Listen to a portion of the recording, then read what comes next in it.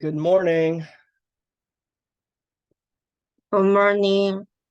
How are you? Good. Uh, Okay, well, I hope your weekend was nice. A long weekend after, well, not very much of anything. Holiday after the holiday, right? Um, okay, so how did the homework turn out? Any difficulties, problems, questions about when you started doing it and ended up doing it? No? It wasn't bad, no. No, everybody's good? Yeah, it's good. Okay, so that's pretty much how the homeworks will be, right? So I'll assign you a homework, you'll do it, and then you'll zip up the folder into a zip archive and upload that, right? And that way, now I haven't looked at them yet, obviously, but I'll check. And if there's any issues, sometimes there's little technical issues with the first homework. So if there is anything like that, then I'll just let you know. And, maybe one or two of you may have to resubmit. It happens sometimes. So don't worry about it.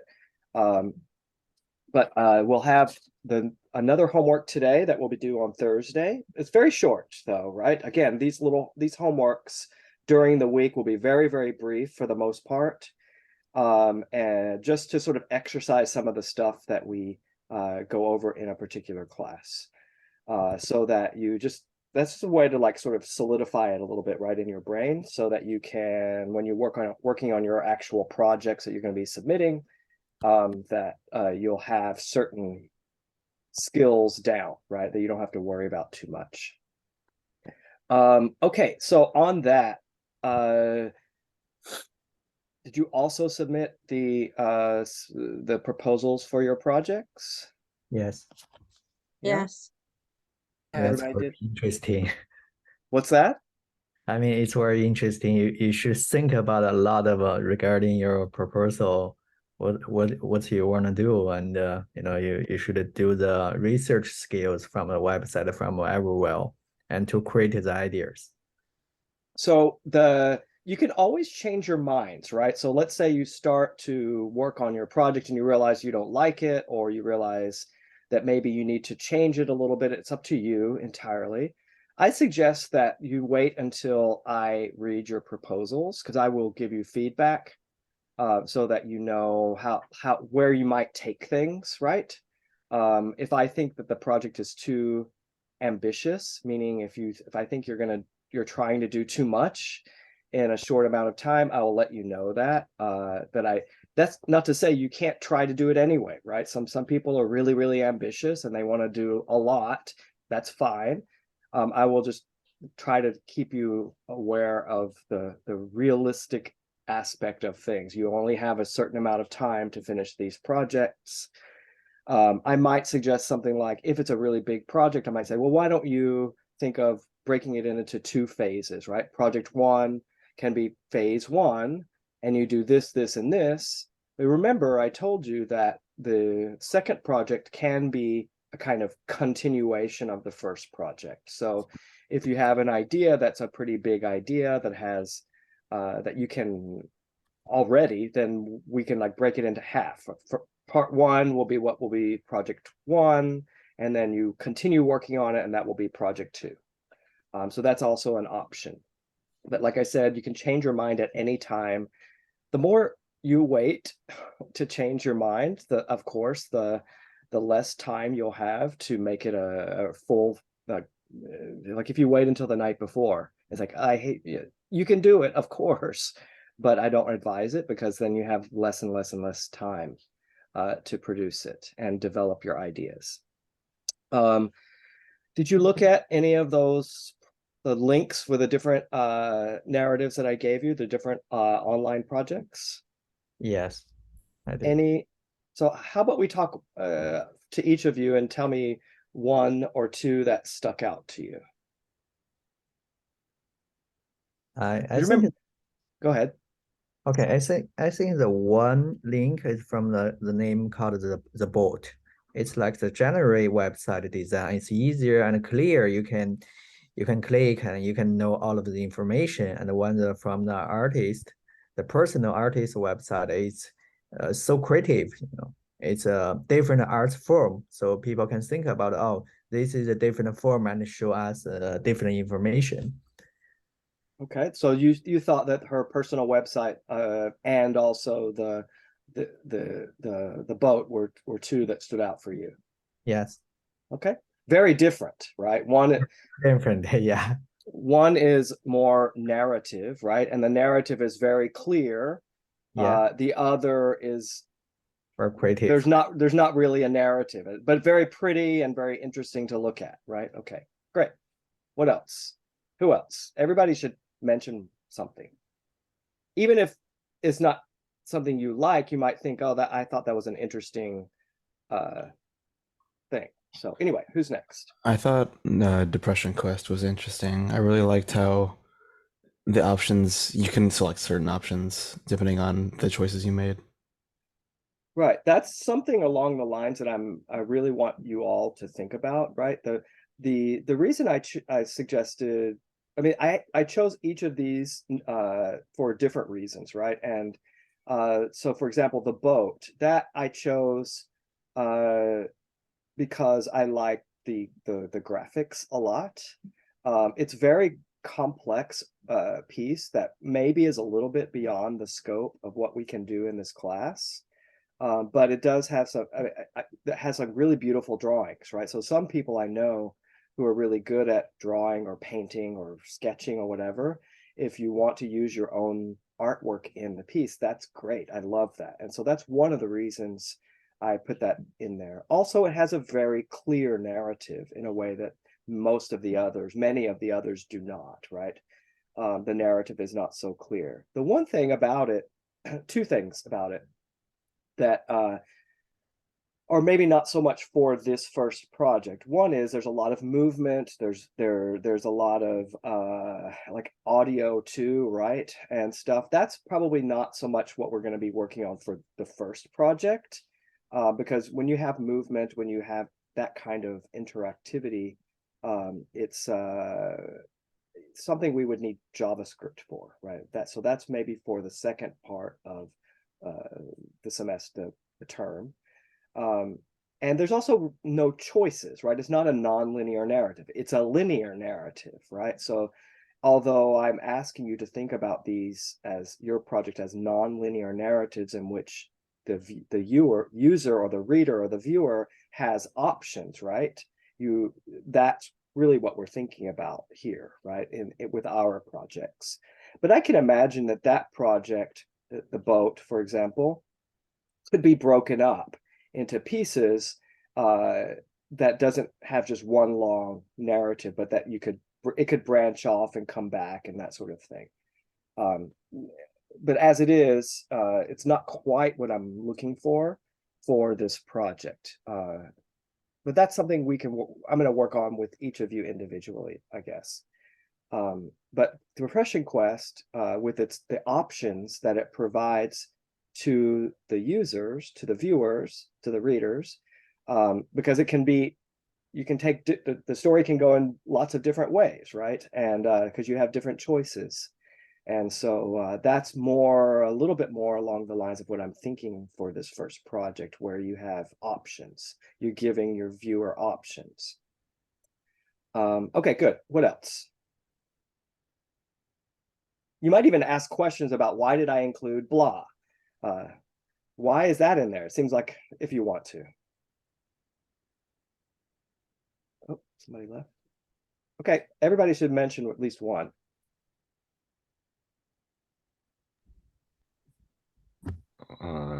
Did anybody mention player 2 though? No, nobody mentioned player 2. So tell me a little bit about what makes you bring that up. I just found that like that website interesting. Like it's like they ask you like a lot of questions, and then you can like change a lot of. So it's similarly to I feel like Depression Quest, and also like targeting on audience like mental states and like so for player 2, it asks about like, has anything like happened recently that like triggers you or like depress you or like stress you out, and then like at the end it just sort of like teach a audience like a lesson that, you know, um like if you want to like find peace, you should like let it go, like something like that. Yeah, cool. I think that there's a similar idea there too, right? There are options, lots of different Yeah, options. Yeah, yeah. good. And the story could branch off, right? Yeah. All right, good. What else?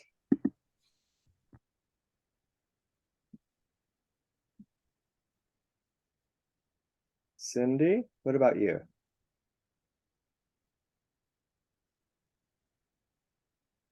Cindy, are you there? Yeah, hi. Yeah. I really like the Begscape, honestly. I thought it was like a very interesting uh, change on like those old text-based games that give you a lot of choice. But in this one, it's always changing, but you never have options. And like there's no way to win, but you can keep going, you can keep playing. Um, it has a very like simple layout and simple format. It just seemed very interesting to me, like the opposite of what you usually expect from these kinds of games. Agreed. Yeah, I agree with that. It also illustrates a sort of political point, right? That in a way you can't win when when you really need money, right? Mm-hmm. Like that. So yeah, I like that also. Good. Uh, all right. Yuan?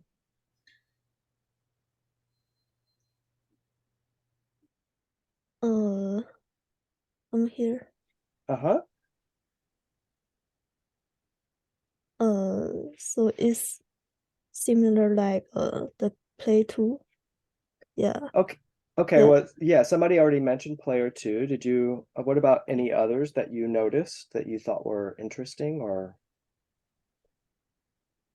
It's more like a test game for the color game. Yeah. The color game. Uh it will be like No, I mean, in of the examples that I gave you, right? Which one, besides player 2, which ones, I'm asking people to talk about uh, some of the games some of the narratives or games that I asked you to, or websites that I asked you to look at. Is there any that's besides player 2, since somebody already mentioned that, is there any that you want to comment on or that you can comment on? um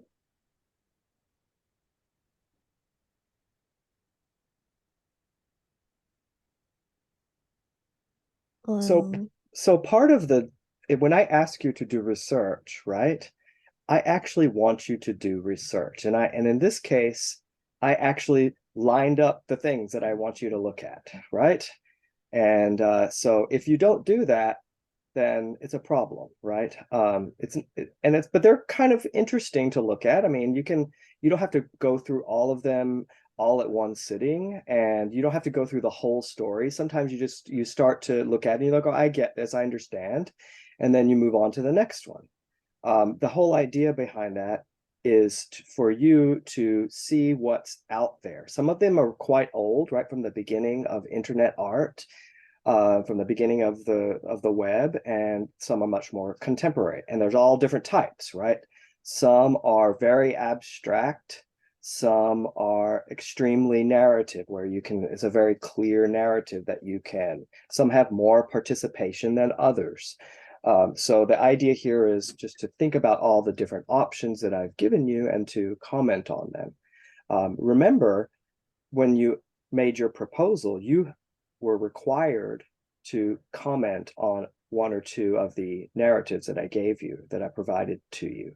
That was important. It's always important when you're making art to be aware of the other art that's out there already. And because art is like a conversation. When you put a piece of art out there, it's not just your art. You're putting it out there into the world that's already got a lot of art, right? And so everybody's talking about things in their artworks, but then other people are talking about the same things in different ways, but in the same things, about materials, about processes, about subject matter. So when we're making artworks, all the artworks are kind of in conversations with each other, and there are many different conversations that are happening.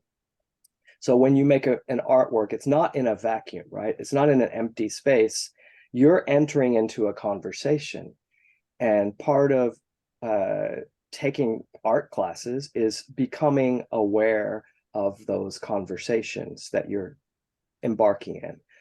So when I ask you to do research, it's really about not just how to do things, but to get ideas. And you say, oh, that person is doing that, and this person is doing that. I like that. I like that. I like this thing. I like this other thing.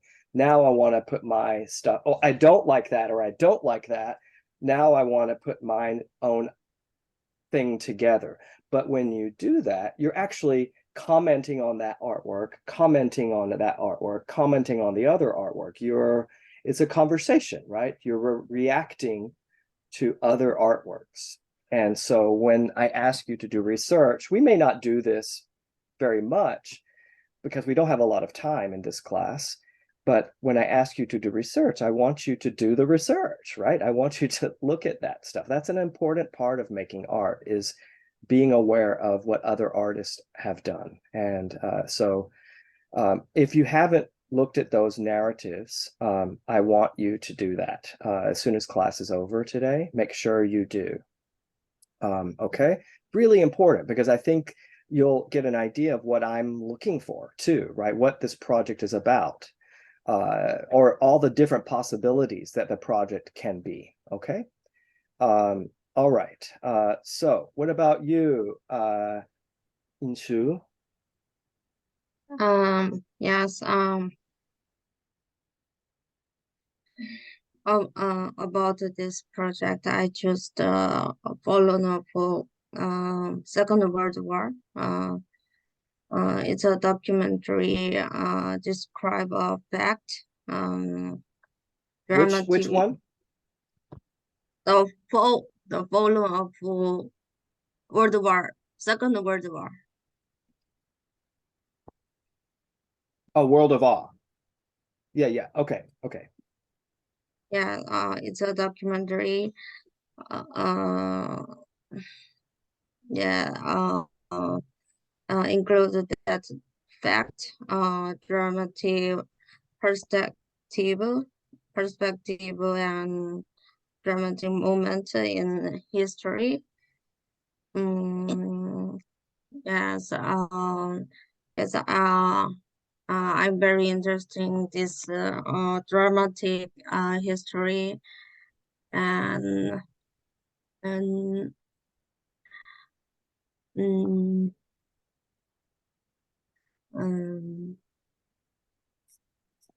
What about, well, the World of Awe, that one had a very peculiar or unusual layout, right? It was very different. What do you think about the way it looked, its appearance? looks.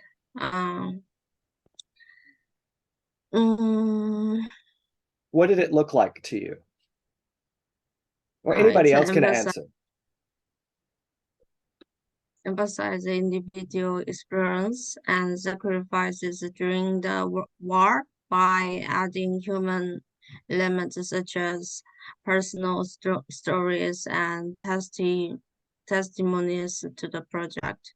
Okay, so let's take a look. I actually want to look at that one in particular, because we might figure out, wonder why did Carter put that there, right? And how does it fit into this project? So let's let me open that. I'm going to share my screen for a moment about that. So when you go to World of Awe, this is what you're confronted with. Let me maximize this. And so it's not your typical website, right? There's no menu, there's very little text. This is just telling you a little bit about how to operate it. And then what does this look like to you? This looks like a folder on a computer and a desktop, right? So if I double click on the icon, it opens up what looks like a computer desktop. So here we have these weird looking folders that are halfway disappeared. We have this weird letters that are like streaming across the screen. And then we have icons over here that if we click on them, they take us to different things. So the what is the metaphor here? When I say metaphor, this is a website, but this doesn't look like a website. What does it look like? What does this look like to you? Come on, you know what this looks like. You've seen this before. What does it look like? Like just like everyone's computer setup. I mean, yeah, it's a computer desktop, right? So that's kind of unusual to make a website that looks like your computer desktop, right? And so, but it also doesn't look like your computer desktop. It looks weird, right? There's something about it. It's arranged in a pattern, and then the images just pop up like this, and so it's unclear what this is all about. And so I think ultimately what this is about is what is a computer but a repository? It is a container, and what's in a computer but lots of information, right? And so I think what it's asking you to do is investigate. And so you click on all these little things, it gives you some information. This here is a letter. You can keep clicking on different stuff. You can go to the map in navigation and see where that takes you. There's all kinds of information here that you have the power to go through in your own way, right? So it's like you're a detective in a way, and you are looking at somebody else's computer that you don't know anything about. And you are looking through all the pieces of information, and you get to put the information together in your own way. So what does a detective do? Somebody tell me, what does a detective do? What is a detective? What do they do?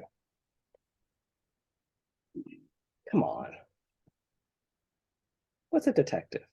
oh, detective? Is it like it's like a researcher for like the evidence, you know? Okay, so give me an example of what any of you, what does a detective literally do? Let's say, okay, he or she goes to a crime scene. Then what? They kind of put the pieces of like a puzzle together. Right. So they have like sharp eye, right? And they say, oh, look at that footprint, or oh, there's a fingerprint over there, or look, the something is turned over on its side, or I don't know, there's something that's not quite right here, right? The bed is disheveled. That you can see, the detective is looking for all the signs, right? And then they put it all together, right? And they put all those signs together. And what do they create once they put all the signs together, all the information together? What do they create?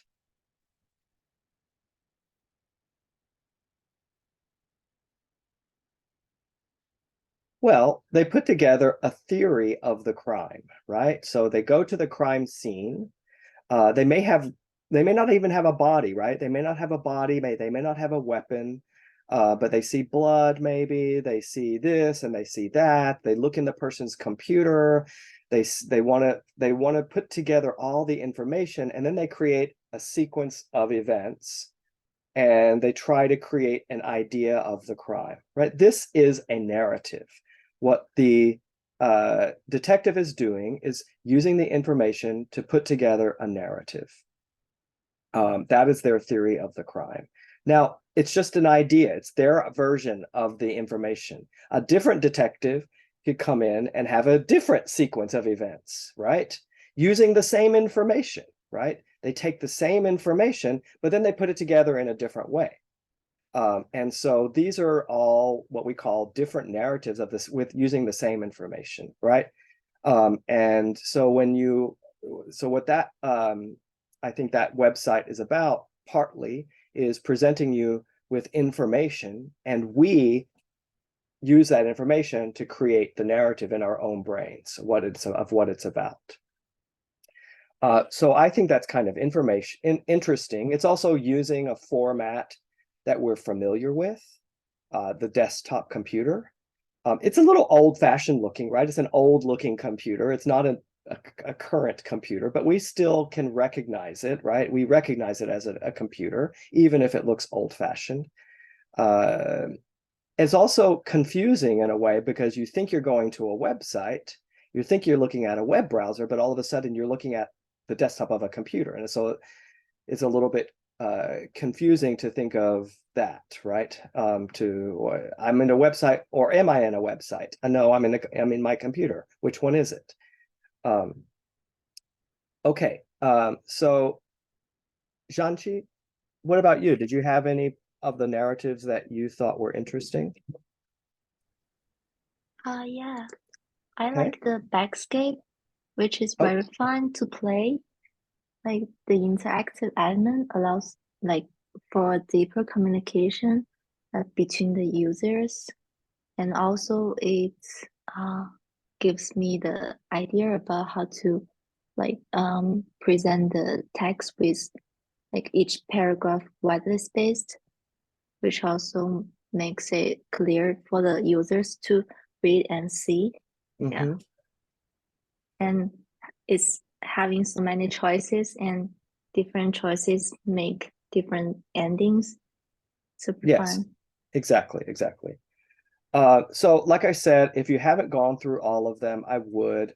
Really quickly, I'm going to do a quick review. I'm not going to go through them. I just want to like say this one is this one is that, this one is that. So I'm going to go back and share my screen again. Okay, so my boyfriend came back to the war. That's mostly using graphics, right? Black and white graphics.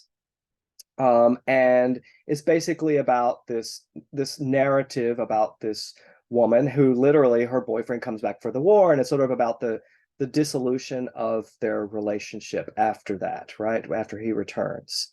The graphics though are very striking and beautiful. They're very stark, black and white, all. When you click on it, you'll see it's divided into sections, right? You have the border lines between the different images. You can actually move those, right? So I do want to show you that. So if I click on it, you see there's a link here. It's inviting you to click on it. So you click on it, and then it shows you an image, and then there's another image that appears. You can click on different areas sometimes, and you don't necessarily know what you can click on. You just search around for your mouse. And so then it divides into two, which, by the way, you can move this around. This is what a GIF here. This is not finished loading yet. There we go. This is kind of beautiful for me, in my opinion, the way the graphics are created. It's very dramatic. So I quite like this website, but it's also very, it's not clear, right? The narrative is a little bit unclear. And what it does is it sort of leads you have to sort of figure it out for yourself, right? So the artist is asking you to do a little bit of the work here to start to think about what are these images and how do they relate to each other, right? What is that about? Now, and also each time you go here, like you can click on a different image. Some of them are not clickable, some of them are. You can rearrange the way it looks. So it's not like your typical artwork, right? In a typical artwork, you just have to look at it. But this one, you can actually change the way it looks. which I think is interesting. So we have, as viewers, we have an effect on the way the artwork ends up. Okay, so I think this is a very interesting artwork for that the viewer doesn't only control the path of it, but also how it literally looks. It also, I think, shows us the power of imagery. So when you're using, and you have to use images in your website, when you use images, I want you to think about what it looks like, right? Really, like, and you know, this person made a very big, strong decision to use only black and white, right? What does that do? That limits the look down to just this very stark contrast between black and white. And so but that also makes it a very unified, right? If you choose a bunch of colors, then it becomes more random. But here, everything is much more unified, right? It's only black and white. It feels like part of a whole. So really think about the aesthetics, why you, oops, I didn't mean to do that. Why you choose a particular, why you choose a particular set of colors or fonts or anything. Then we have Mouchette, which is an interesting website also. A lot of these are from the origin of, I didn't mean to do that. The beginning of the internet art in the early 90s. But this continued on for some time and still going on actually, but it's kind of, I don't know if you remember MySpace, any of you, this was an early sort of social media website where you could create your own websites in a way and create your own pages. You could create, put your own colors and images in it and all of that. You could even type code. But it ends up being like, unlike most social media sites now, which everybody's page kind of looks the same, with MySpace, everybody's looked totally different from each other. That's what this is, from using that point of view. It was being told from the point of view of a 13-year-old girl. And it's very provocative because she comes across as very, has a lot of the interests that 13-year-old girls have. And being an adolescent, she's also interested in sex. And so it becomes like a problem in a way, is this question that I think the website is asking is how much of this is appropriate? But as we know, children, kids, adolescents often do a lot of stuff that's not appropriate. They put themselves out there, even if their parents don't necessarily know what they're doing on the internet. So anyway, an interesting website that you can explore in your own way. It doesn't have any, it doesn't look like a website's supposed to look either. It just looks like somebody just playing, in a way, what a child would do, just layering things on top of each other, super Baroque, super like lots of stuff happening all the time. Like here we have this little thought bubble. There's a GIF over here of ants and one of a fly, which I think are funny. And then we have this stuff that looks like food. It could be like somebody's skin. Maybe it has jelly or ketchup on it, or maybe it's blood. In any case, it's a really interesting website that talks about body, that talks about art, that talks about image and body and identity. Fascinating website. Anyway, I encourage you to go through that one as well. Rosa Menkman. So the first one, these two, My Boyfriend Came Back from the War and Mouchette, are really you're investigating and trying to put together a narrative on your own using, I think, what are really cool images that aren't aesthetically perfect, but are interesting anyway, in the way they're sort of combined like a collage. So I think these first two are very collage-like. If you know what a collage is. Jody, personal website of Rosa Menkman, we already talked about that. She is an interactive artist, and I just thought it was fascinating again, it looks like a computer desktop, but somebody's computer desktop that's really good at doing stuff, right? Code wise. So I like that also. So if you click on these different things, you get to see her different work, which is very like, it looks like glitchy, right? A lot of computer glitch stuff. In fact, she was sort of formative in the early art movement in the web called glitch art. So she does a lot of interesting stuff like that. And the main reason I put this out here is just for you to get ideas graphically, right? Graphical ideas, right? New ways of creating artwork. I mean, this could be an artwork to me, even though it's a website. I think it's quite interesting and strange and beautiful. Okay, Jody, again, this is from early 90s, one of the first artworks based on the internet. And what the artist does is just most of the time just present you with stuff like this.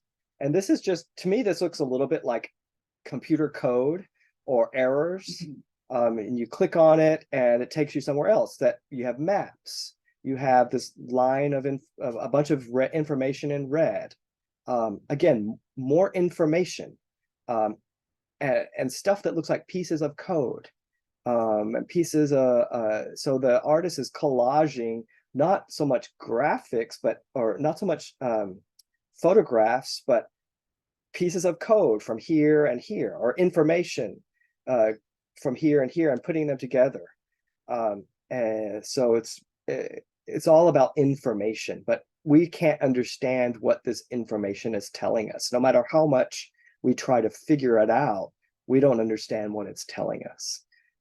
Which I think is interesting. I feel that way half the time when I'm looking at new stuff. I'm like, I don't understand what this information is telling me. But if I look at it, it's kind of pretty in a certain way, right? The colors, the way the text works, it's almost like the way when we're typing our code, it kind of looks like this. We're looking at the web page, and then we have all this code over here, right? And I can click on different things and get to different maps, different organizations of this. So this isn't really a narrative in the sense that it tells a story, but it's presenting us with information in a way that it's really hard to put together into a story. Like the other websites where we're clicking on stuff and we see text and we see images, we can start to put together a narrative. Here, I think we have all these pieces of information, but it's impossible to put together a narrative, which I think is the narrative. Sometimes we're given information and we don't know, we can't put it together, right? It doesn't go together. It's a mystery, but it's still beautiful to me. I find this very pretty. Ms. Angel, I don't know if I don't want to look at that one. I'll go back, but you can investigate some of these on your own. Oops, I keep going. Let's look at briefly. So Zork, does this one still work? I don't know if it still works. Yeah, good. Zork is one of the very first games. It's totally a text game from the 80s. So there are different versions of it, but it's basically you just type in commands, and what unfolds is a kind of adventure story, kind of like Dungeons and Dragons, where you're confronted with gnomes, you're confronted with witches, you're confronted with wizards, and you have to collect things, treasures and weapons and potions, and it's easy to get lost, it's easy to get killed. And so you just type in instructions like go left or go west or open the box or whatever. It just tells you some information. This is an open field west of a White House with a boarded front door. There is a small mailbox here, a rubber mat saying welcome to Zork lies by the door. And then you say open mailbox, right? I could do that. You open the mailbox revealing a small leaflet. Read leaflet. and it tells you information, right? That's pretty much what you have to do is sometimes you type in a command and it doesn't know what to do with it, right? So you'll say, I don't know, jump. Who knows what's going to happen? Did you expect me to applaud? And so it gives you sometimes snarky, sarcastic responses. Other times it doesn't know what to do. Go inside. I think there was a house, right? Go inside house. So you have to tell it more specifically how to get there, right? Go left, go right, go back, go north, go south, that sort of thing. Eventually, if you look online, there's actually maps people have made of the space. Since it's no graphics, people have made maps of the space of how to navigate it. In any case, that's that. The Fallen is one of those.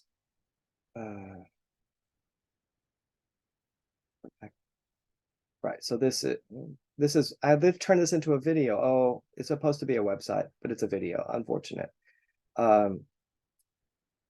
Let's see. Depression Quest, which we've already looked at. We give of choices, Begscape also. These three, Depression Quest, or 4 and 5, right? Howling Dogs, Player 2, Queers in Love at the End of the World, Begscape, Depression Quest are all sort of those kinds of games that you can make choices and you have very short amount of time to and then but you keep going. You can go afterward, you can restart.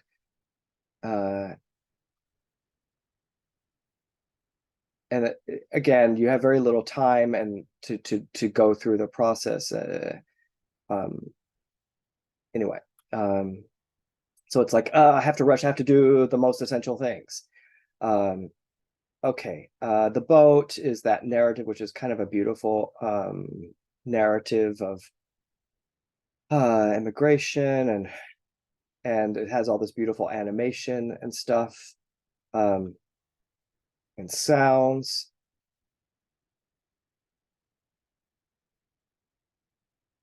So in a lot of ways, you would be very surprised how much of that we could actually do in a class like this. I mean, not that skilled, but it's difficult, but it's not as hard as you might expect to accomplish some of that kind of thing. Then we have World of R, which we already looked at, and Rhizome is not a particular website that has one story, but it's a organization, a nonprofit organization that collects old internet art. Because as you know, art that's based in a computer, well, computers change, the technology changes very quickly, right? The web browsers change, the operating systems change, everything changes really fast. And so what Rhizome, one of the tasks that Rhizome has taken upon itself is to preserve these artworks that lived in the internet under certain conditions, right? So for example, a lot of these artworks were made before JavaScript was invented in the early 90s and using web browsers that don't exist anymore. And like Netscape, for example. And so there are a lot of, eventually there's no way to look at them. And so that they are preserving it so that we can still look at them today if we want to. So it's a really interesting organization, and they have a list of all these projects that you can go through. Lots of interesting projects there, many. So I encourage you to go through those a little bit more detail. And there are lots of others too that you could find out about. Okay, so that's a bit about the research that I wanted you to do, and I want you to think about when you're making your own projects. Like, for example, I might say, if I were doing a project, I want to create a narrative about, I don't know, anything, but I want it to look like this website, the kind of look like that. and I want to use that aesthetic. And so I want to put those two things together. So try to think outside the box, be creative, as creative as possible. Okay, that's the whole goal here. Don't be safe, but be creative. Okay, so what I want to do now is, I guess we'll go through another tutorial. Again, a bit of a review from the last class, but a little bit faster, and I'll add some more stuff. Okay, let me set up, and just give me a minute or two to make sure everything's set up. Excuse me.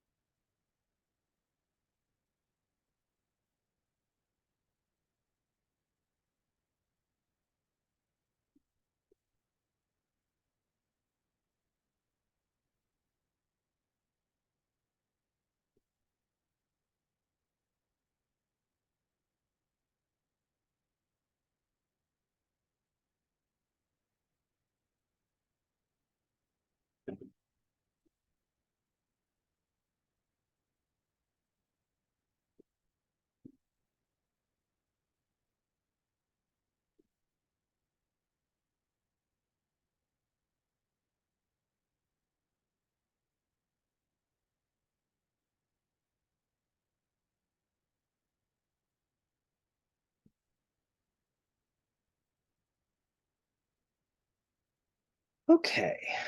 So before we get started, what I'd like for you to do is to download, let's say, 4 images of whatever you want. Just make sure they're photographic images, okay? And I want you to also make sure you choose large images. Remember how I showed you in the last class to download images, to make sure that you have the larger version of the images. So it's always best to choose larger images because you can always make them smaller. It's impossible to make images bigger without losing quality.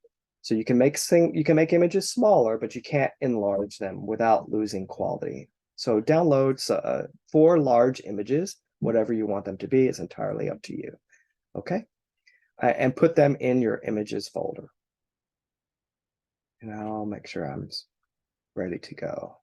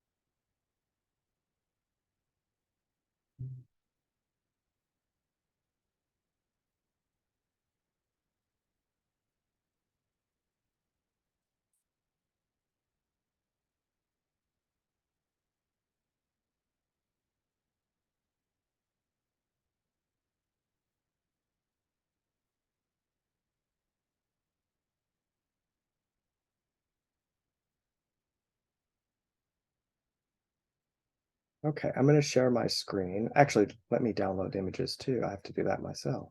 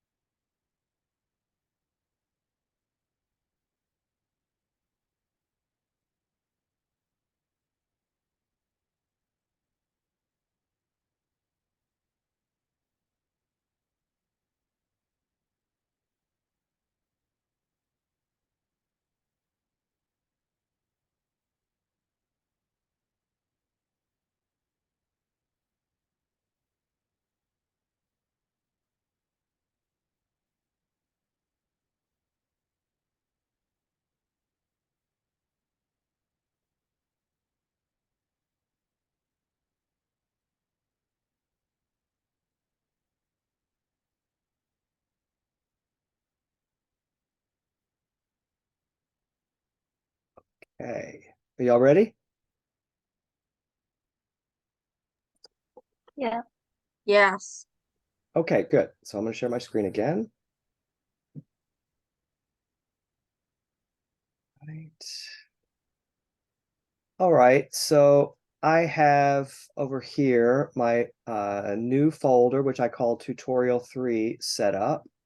And I'm showing you this because remember last week I created my template, right? That's the basic code for every web page. So I created my tutorial 3 folder, and then inside of that, I created those 3 folders that I always do: CSS, HTML, and images.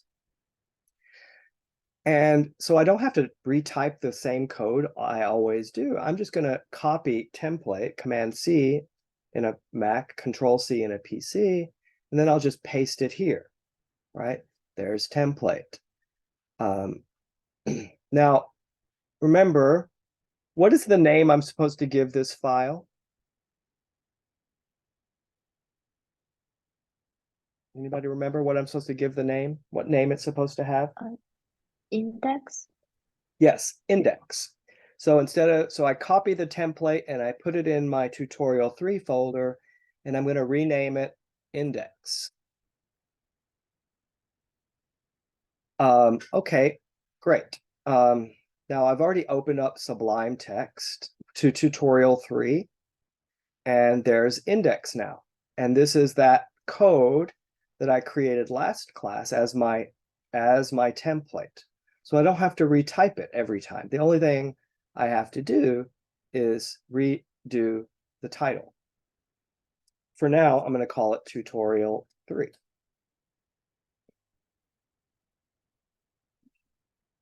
So if you have to retype the code, I'm going to give you a minute or two to retype that code.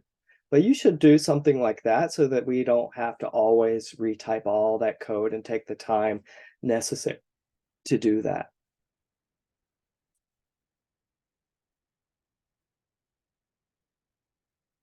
Every page will start like this. Can everybody see that?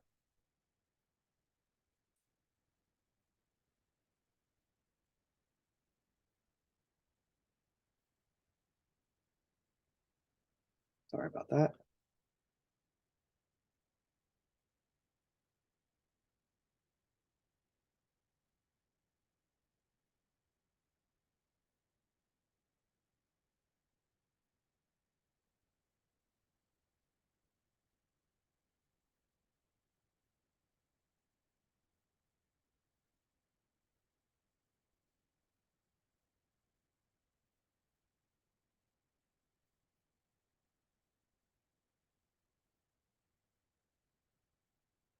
So once you type that code, you should save it, and then you can open it in the browser like I just did. Of course, it doesn't have any content yet because there's nothing in the body section, right? There's nothing here to look at. That's why this is blank. But we do have the title here, right? It says tutorial 3, which I put right there, tutorial 3.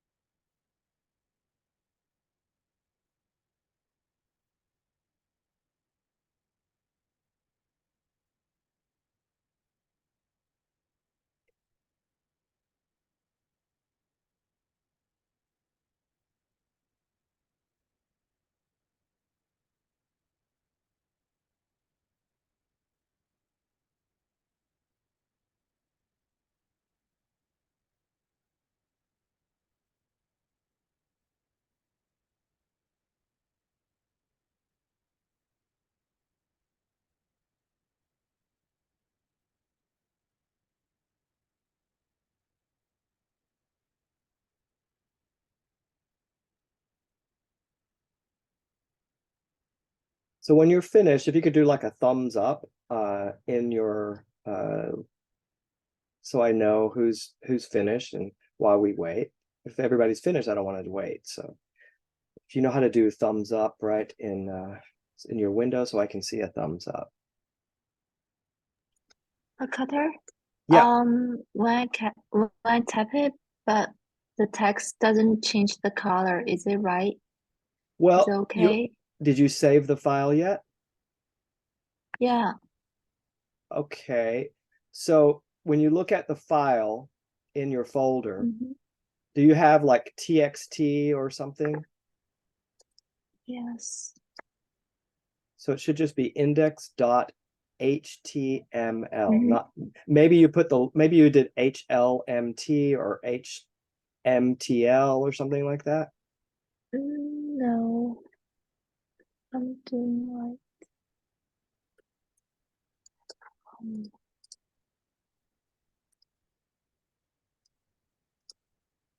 All right, so let me stop sharing so I can take a look at yours for a moment. All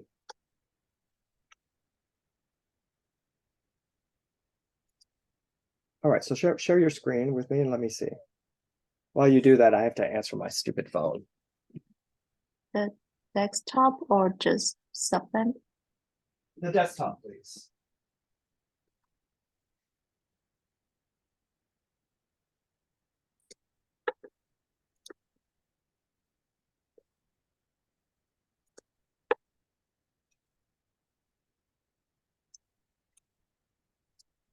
Don't worry, I'll go back to the code in a minute, everyone. If you 1 second.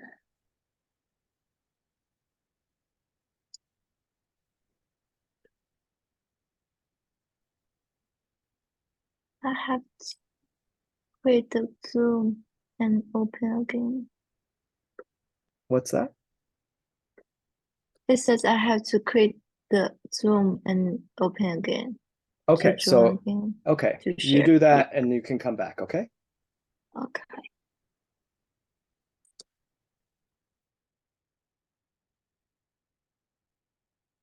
All right, so for those of you who need to finish,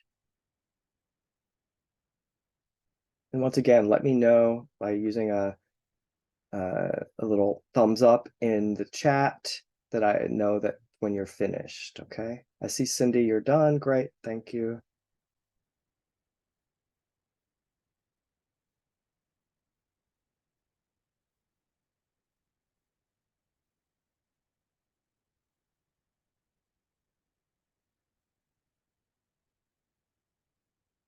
And Yishu and Silk and Nick. So 4.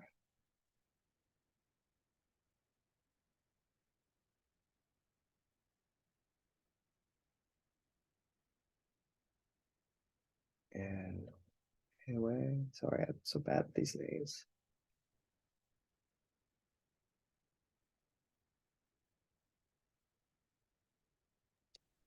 Okay, I'm just double check and it has changed the color. Oh, it I has. just tap double D, like dog tap. I can, like, the word is so small. So yeah, I'm all good now. Okay, great. All right, so I guess everybody's finished, right? You have all the code, correct? All right, so this is how we always will begin, right? So my suggestion is to do what I did, right? And have a template that you can use every time, right? For every page. That's what I would do. And so that way I don't have to retype all this every time. And for example, today we're going to make more than one page and we're going to connect them. And so rather than have to type that each time, it's just easier just to drag the template and rename it for whenever we need a new page. Okay. All right. Wait. There we go. Okay. So the first thing I'd like to do then is right here in the wrapper, at the top of the wrapper, is to put one of those images into the page, right? So I'm going to go and type img because that's how we put an image into a page. It is one of those tags that does not have a pair. So we put the slash at the end like this. Now, it's also one of those tags that by itself, it doesn't do anything. it requires an attribute. And so the attribute is src, not scr, but src. Attributes are always followed by equal signs and quotes. Then inside the quotes, we have to tell the browser where to find the image. And hopefully you saved your images in your images folder, right? I'm going to go look in my images folder. I have 4 images there. You should simplify the names of your images if they, because when you download from the internet, they have these long gobbledygook names with numbers and letters often. I would simplify them into a short name. And so all of mine are images of Sicily, which I happen to be going to in a month and a half. So I'm excited to go. So I have all these pictures of Sicily. So that's what I'm going to use today. And I just named them Sicily 1, Sicily 2, Sicily 3, Sicily 4, because that's simple. And all of them happen to be JPG images. It's okay if your image is a GIF. It's okay if it's a PNG. PNG, JPG, or GIF are fine. Any other image type is not good. If it's a WebM image, those are not good, so don't use those. Okay, so I know that all my images are in my images folder. So I'm going to put, the first thing I put here between the quotes is the name of that location, right? Relative to this file, so I'm working on this file, and from this file, all I have to say is like all my images are right next to it, right in the images folder. So I type images, that's first. Then a slash, and then the name of the file exactly. So I'm just going to put Sicily01.jpg because that's the name of one of my images. Okay. Then I save that,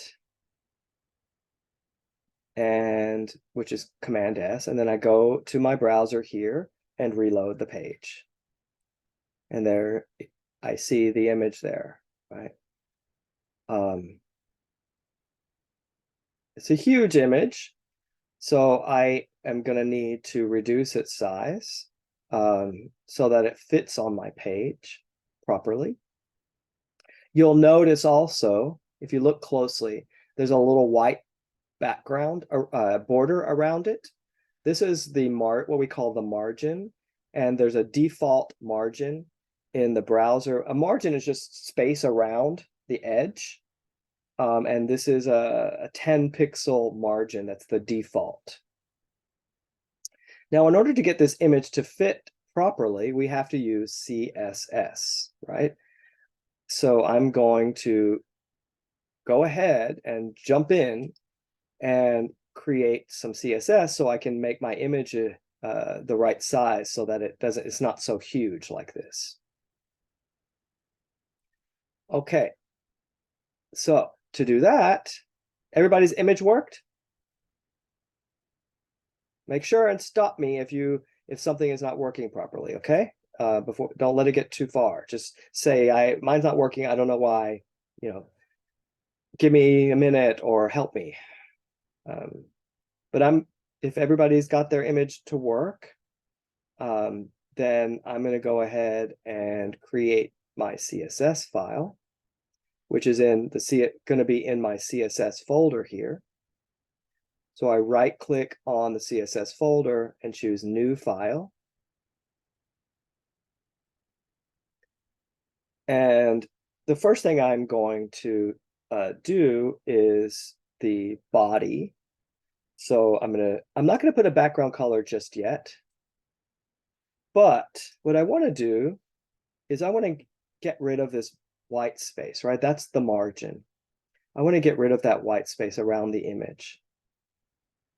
Instead of using the default margin, I'm going to make it into 0. So in the body section, it's margin, then a colon, and then 0.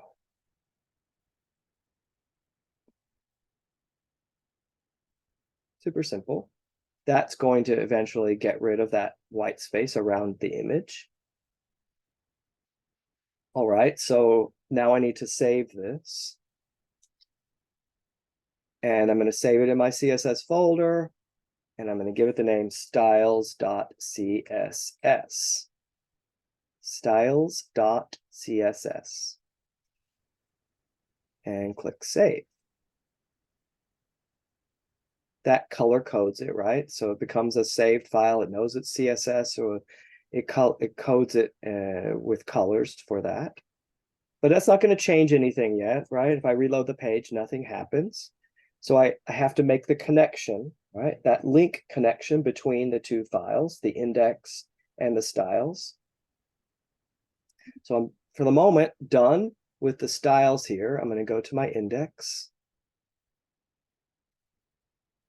And the link for the CSS to change this is right underneath the title. Always the same. Link, for now anyway, well, means relationship, and it's a style sheet relationship. And then href. And just like the src, we have to tell it where to find the file and then what the name of the file is. So relative to where this is, right, I just tell it to go look in the CSS folder and then the name of the file. So CSS, and the name of the file is styles.css. Then I close the tag. Okay, once I do that, I can save this file. Now I've established the link between the two files. And I reload this page here in the browser, and I see the margin has disappeared.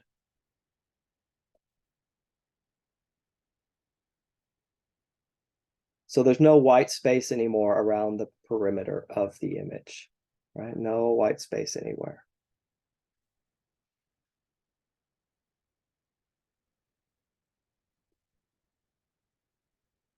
Okay, so far so good.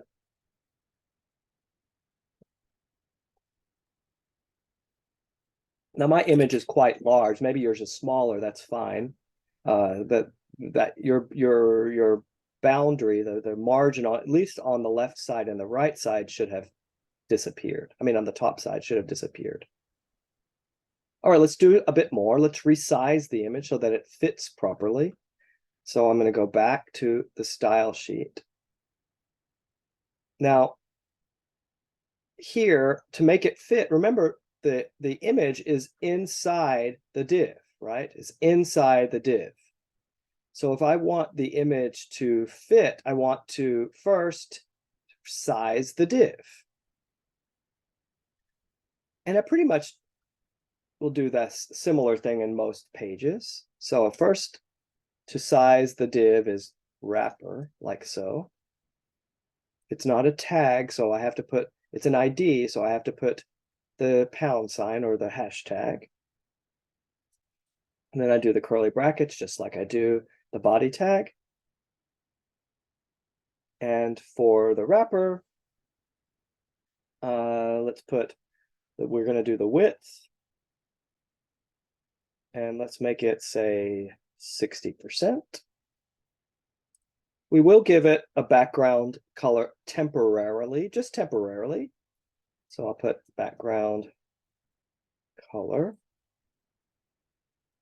And I'm just, again, like since it's temporary, I'm just going to put a bright color that doesn't match or look good, which is red.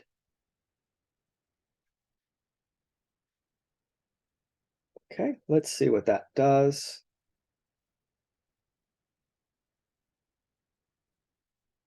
Now, my page is going to be very difficult to see it, but if I scroll down, I might be able to see a little bit of it at the bottom. It's a little hard to show you, but there's a little piece of red down at the bottom, right?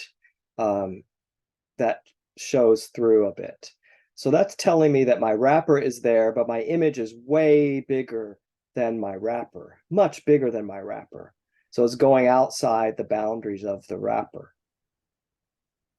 So I need to resize my image so that it stays within the boundaries of my wrapper. Okay, my image is way too big. I'm gonna show you something. Let's just imagine, I'm gonna take the image out for a second. You don't have to, I don't want you to, but if I'm going to do it just to show you what, now when I do that, there's nothing in the browser, so the wrapper isn't showing. So if I put like some text there temporarily, I can see my wrapper is about 60% of the browser window.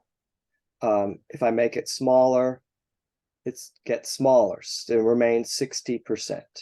But my image is so big that I can't see the wrapper. Now you might wonder why my wrapper is so short. Why doesn't it go all the way down? Well, I have to tell it to. So let's do that. We're not just going to do the height of the wrapper. We're going to do the width of the wrapper. We're also going to do the height of the wrapper. So in the style section here, I'll put height 100%. So that goes from top to bottom. But nothing happens.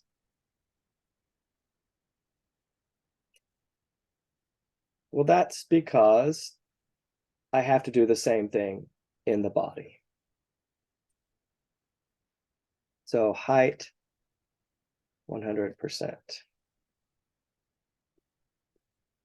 I have to do HTML too, so cancel. That's right, HTML. There we go. So that will make the wrapper extend all the way down to the bottom of the browser window, no matter how big your browser window or short it is. You have HTML and body. You have to make those the height of 100% and the wrapper height of 100% as well. So you can see sometimes these styles are a little bit cumbersome and complicated even to do the simplest thing.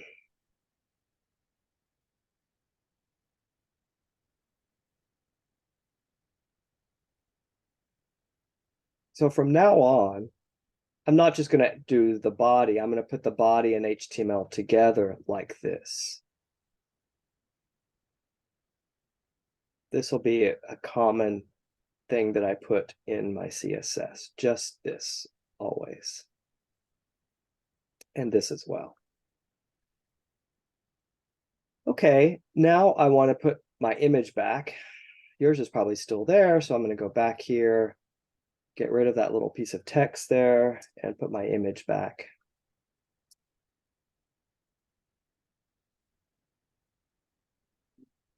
My image is still too big, so I have to resize my image.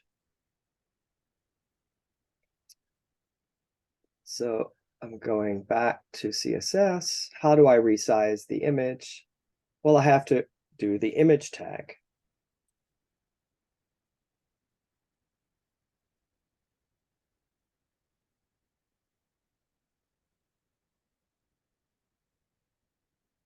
And since I want it to stay within the wrapper, right? It's in the wrapper, but I don't want it to go outside of the boundaries of the wrapper. So I want to say stick to the wrapper. And the width of the wrapper is only 60% of the page. So I put, okay, I want it to be just the width of the wrapper, but go all the way to the edge. So 100% of the wrapper, because remember the IMG tag is inside the wrapper. So it's 100% of the wrapper. So when I do that, that's what happens. It stays within the wrapper.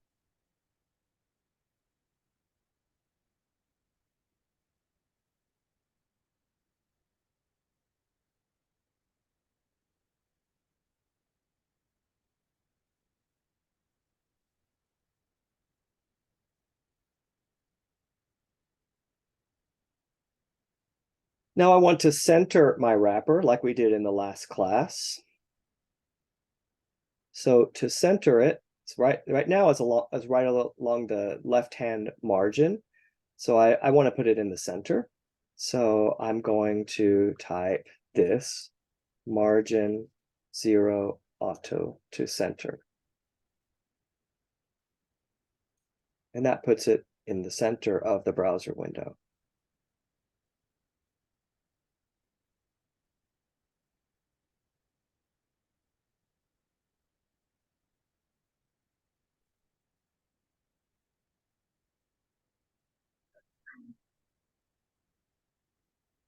And the last thing I want to do is I want to get rid of that ugly red color. So I'm just going to put none for now for the background.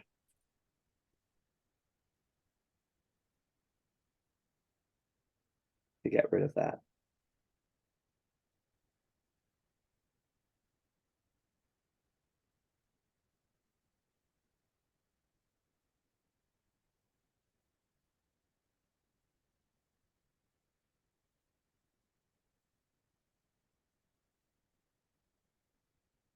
But I do want a background color for the whole page, not just for the wrapper, but for the whole page.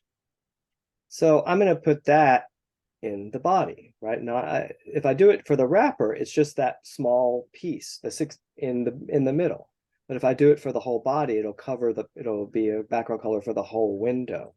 So background color, again, I'm just going to put a stand-in color and then go get a better color. So back to the red color. Now my whole page is going to be that color. But again, I don't like that color for this image. I think it doesn't work very well together. So I'm going to go to that Adobe site that I showed you in the last two classes to choose a better color. So color.adobe.com.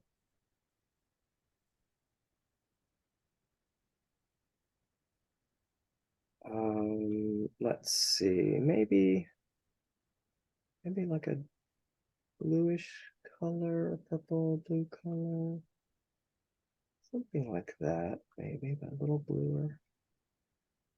Maybe purple.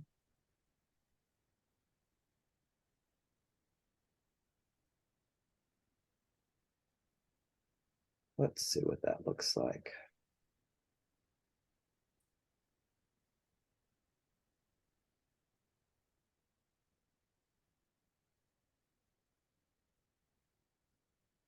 Yeah, that's okay. Don't love it, but it's fine.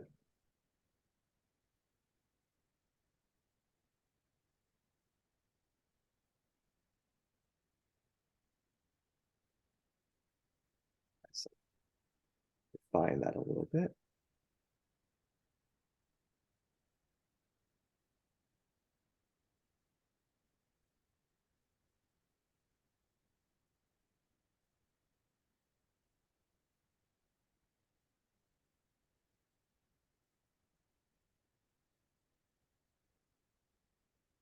Don't like that.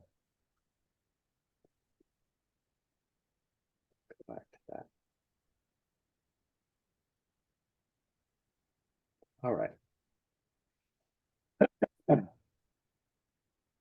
Okay, have y'all got color on the whole page?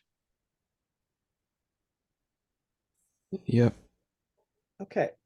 So we have our image. The image is inside the wrapper.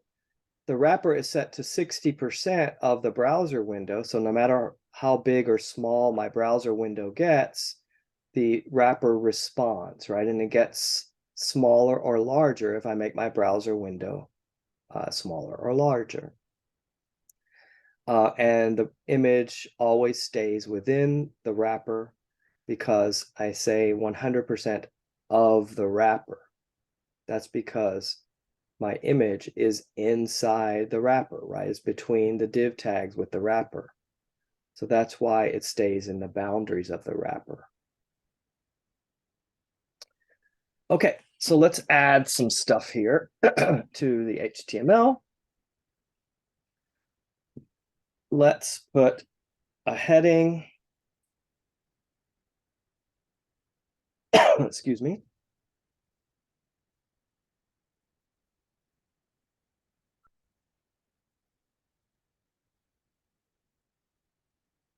Okay.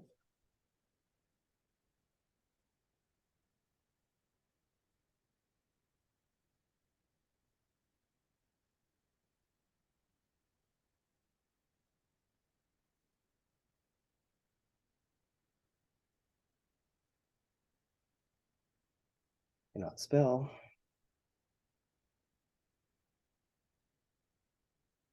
Okay, so I have H1 and H2. Let's see how that looks. There we go.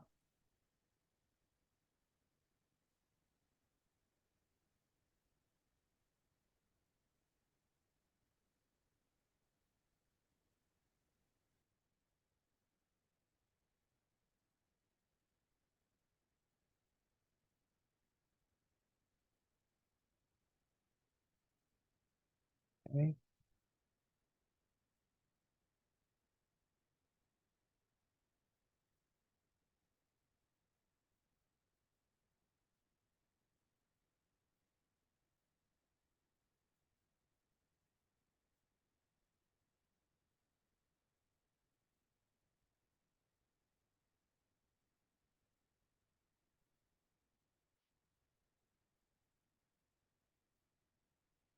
Okay. Now since I've already typed some code here, I want to go ahead and select colors and sizes for this and alignments for that text. So I'm going to go back to the style sheet and style the H1 and the H2 in the style sheet. So CSS, H1, font family. I'm just going to stick with the same one that I did last week. Helvetica, Arial, sans serif, font size. Let's do, I don't know,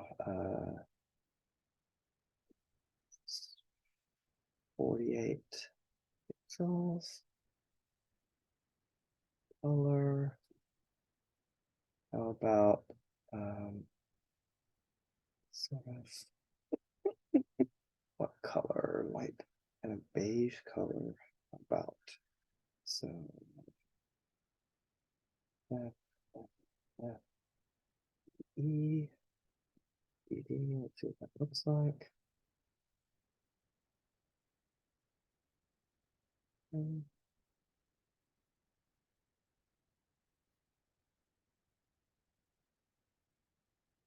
Let's center it.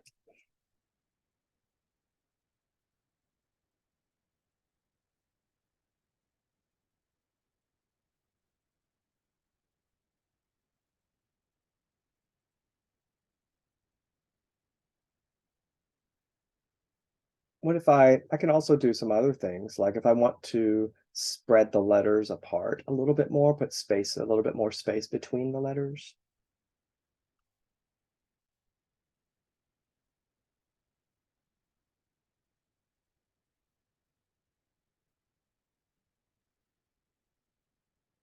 Okay.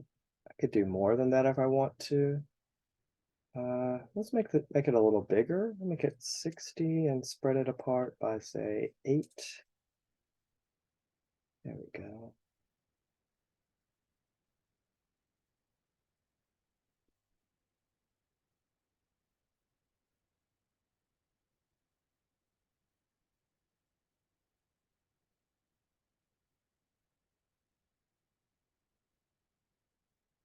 So that letter spacing puts a little space between the letters, right? It sort of opens up the word a little bit. I think in my opinion, visually, there's a little bit too much space above and below Sicily, the word Sicily, right? So I'm going to reduce that space above and below the word. We call that line height. So I'm going to reduce the line height from its default. The default is usually a little bit more than the font size. So and it's again, a kind of trial and error. So let's say if I put 62 pixels there, let's see what that does. Maybe not very much. Not very much. So let's put 48. So that does a little bit. Let's make it 38. Still not enough.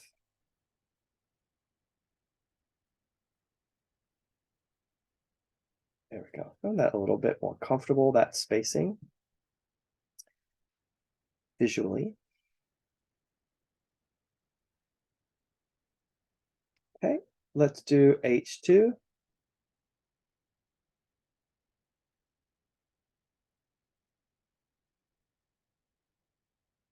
We're going to do the same font family. Actually, I'm going to do all the same of these. I'm just going to copy and paste. Copy and paste is your best friend. Font size a little bit smaller. So let's say, I don't know, 48. That's might be too big, but we'll see. I want to make it a little bit darker, maybe bluer. So let's do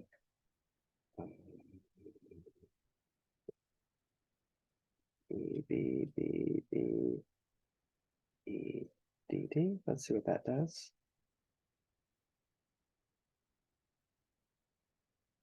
Maybe too big. Too light. So let's make it 36. Oop, not 86, 36. Okay, that's a little bit better.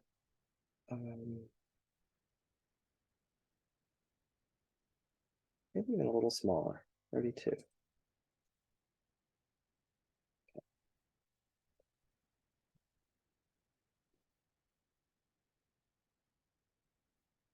I can space out the letters here a little bit too, maybe not as much as that. Let's see what happens. I make it like 3.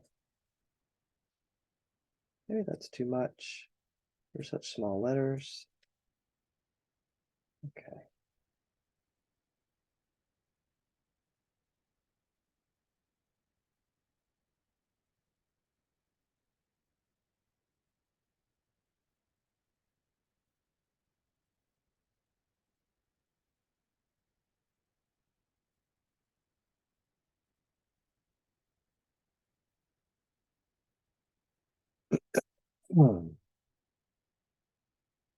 Okay. So we have our heading, our subheading, and our image. How about we do just like before a paragraph? So to fill this out a little bit. And I'm going to use dummy text like before, so I don't have to write it all out myself.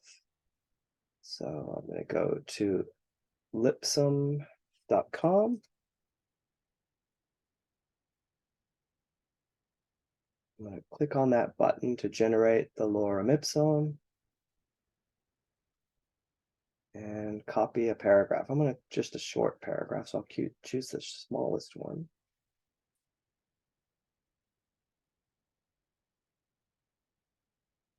And then I have to go to HTML, my index, to add the paragraph.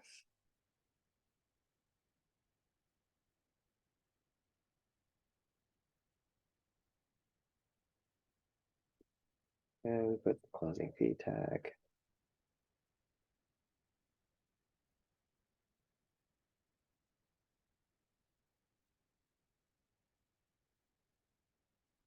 Okay, there it is, really tiny.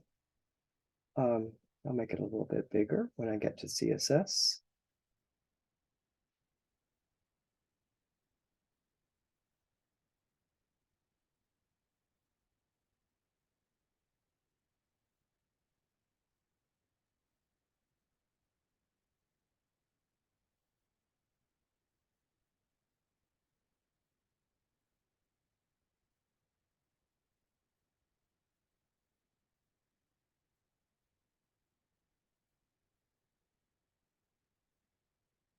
Okay, so back to the CSS. And do the styling for the p tag.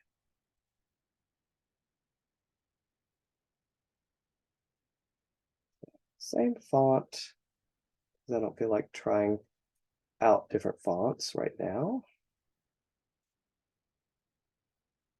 Font size, let's put it at 18 pixels. color, a little bit darker still than the other one. Let's make it 9999 AA. See what that does. Text, align, justify, and I'm not going to change the letter spacing. I want a little bit more blue than that, so I'll put what that does. I'll make it a little darker though. So let's see. 7777.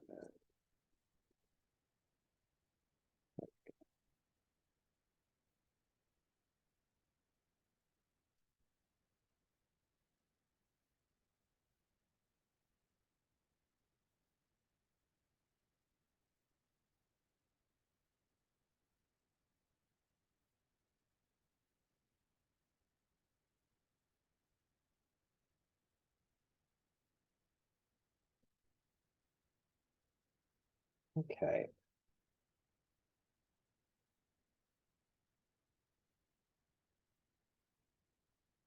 So in a way, basically what we've been doing so far is a bit of a review, right? Now we've done all this before. The new things that I've added, right, are letter spacing and line height, right? Those are the new, pretty much the only new stuff that I've added here from the last class. So pretty much a review up until now. Does anybody have any questions so far? No? No more questions? Everything works okay, looks fine? I'm good.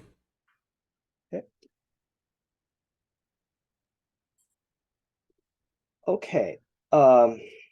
So now we're going to actually create another page similar to this, but a little bit more simple than this. And we're going to create that page in the HTML folder,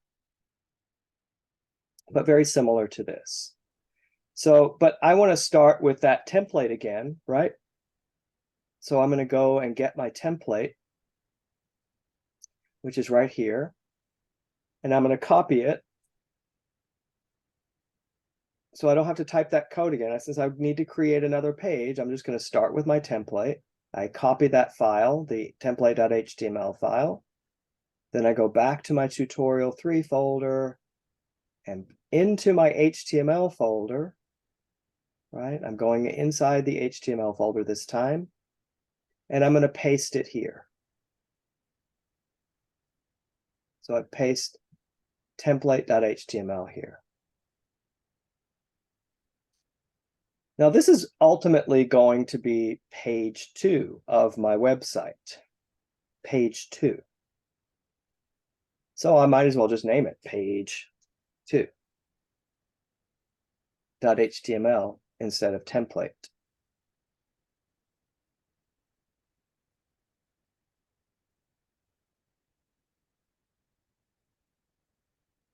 Okay. Next, if I look in my browser, I mean in Sublime Text in the code editor, and I go to my HTML folder here, I can see that page 2 is there already, right? Because I just pasted it over here. So I'm just going to click on that, and there it is. So here's the index that we've been working on, this guy right here. There's the CSS file, and there's the new page 2.html inside the HTML folder.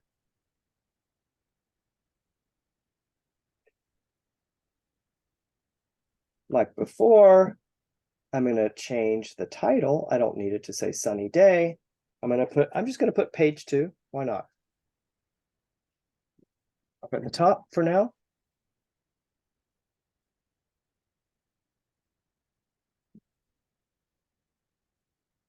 Now, in this page, we're going to just do something super simple for now, and that is put one of those images that you download and a heading, an H1. That's it. We're not going to put H2 and we're not going to put a paragraph. We're just going to put a heading, the main heading, H1, and an image. Okay, so first things first, I'm going to put the image there again.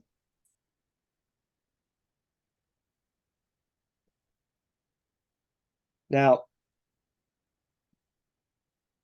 I have, as I said, 4 images: Sicily 1, Sicily 2, Sicily 3, Sicily 4.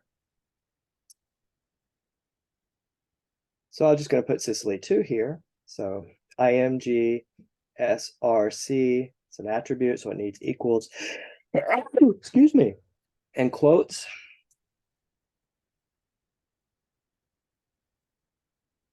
And then in between my quotes, I can do what I did before in the index, which is the name of the folder and then the name of the file. I'll try that.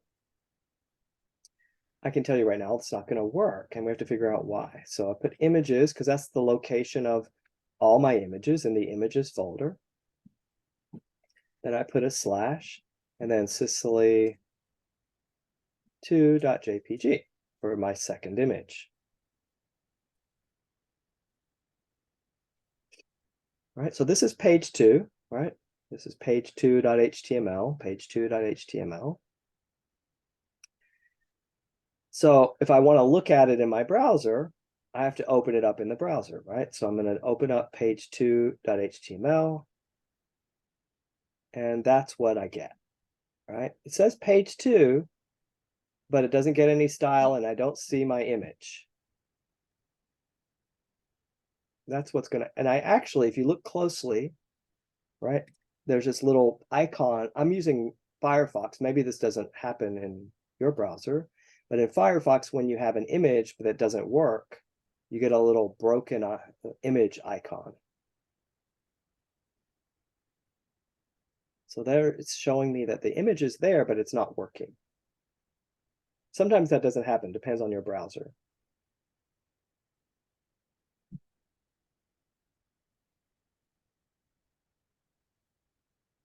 Did I go too fast?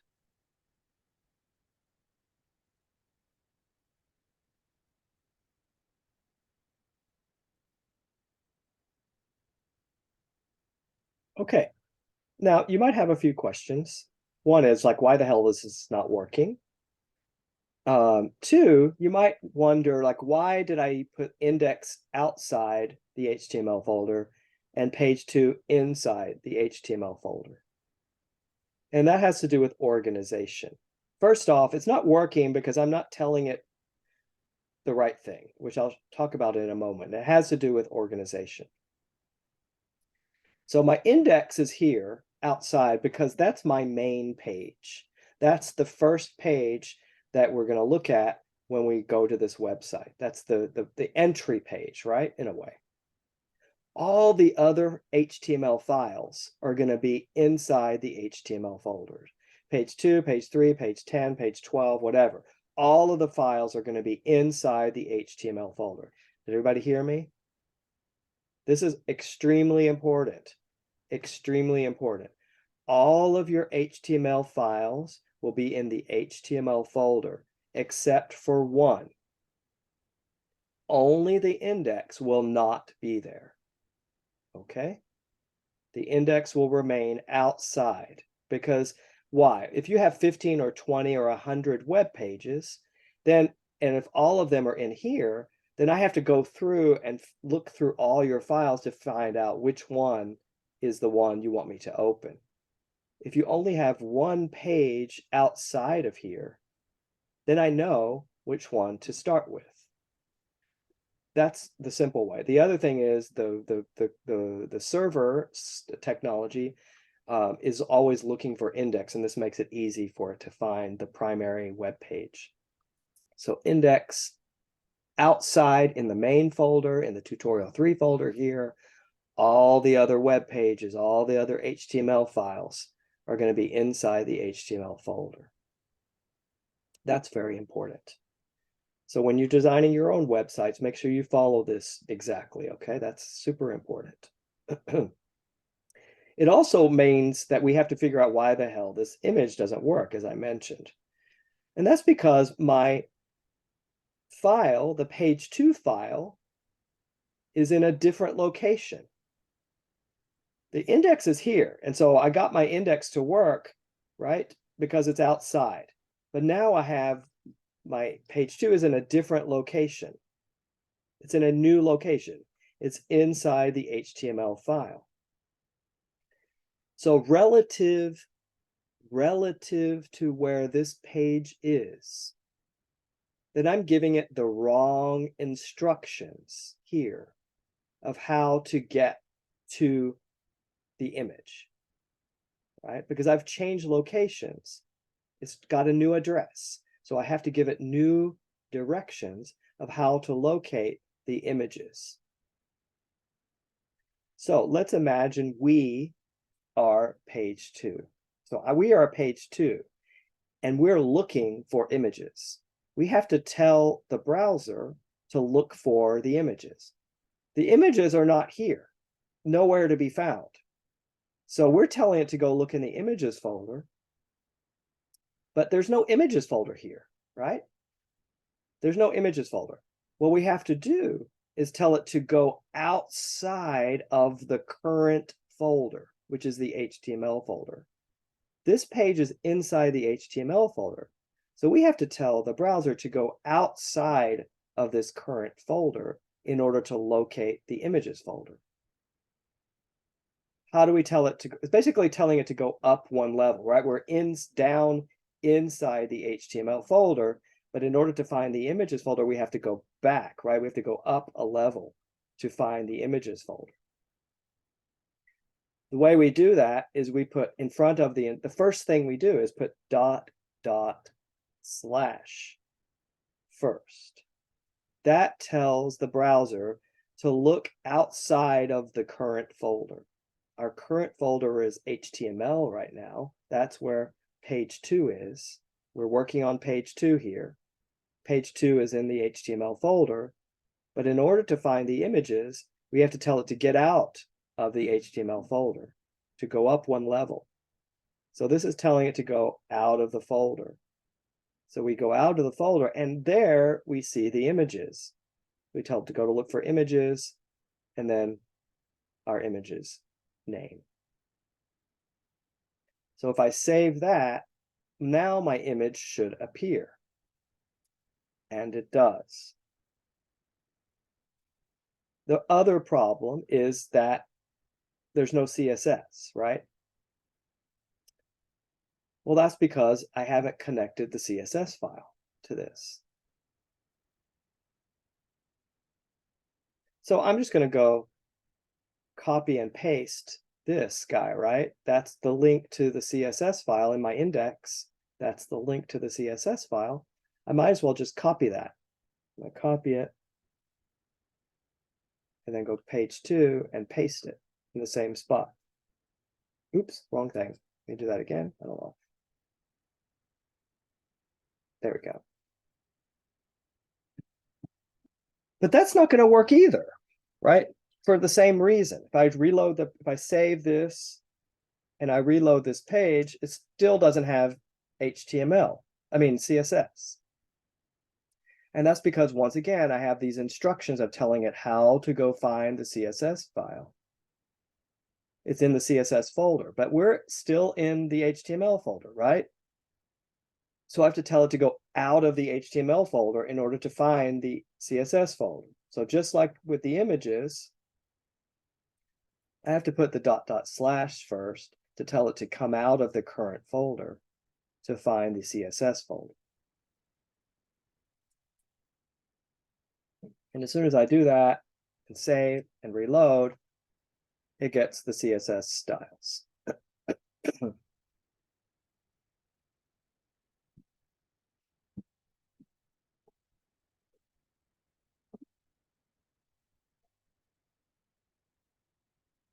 Okay.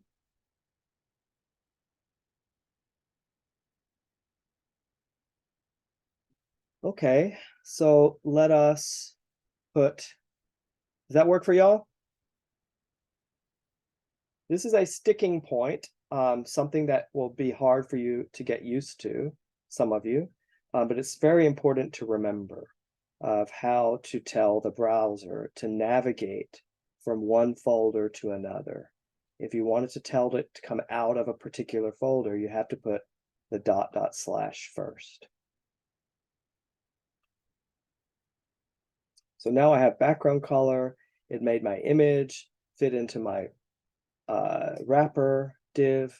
So that means the CSS is connected. All right, next step here, and then we're going to take a break, is we're going to put the H1, and I'm just going to put page 2 here as well, just like the title. And since the CSS is connected, the page 2 is going to look just like Sicily here, since it's H1, H2.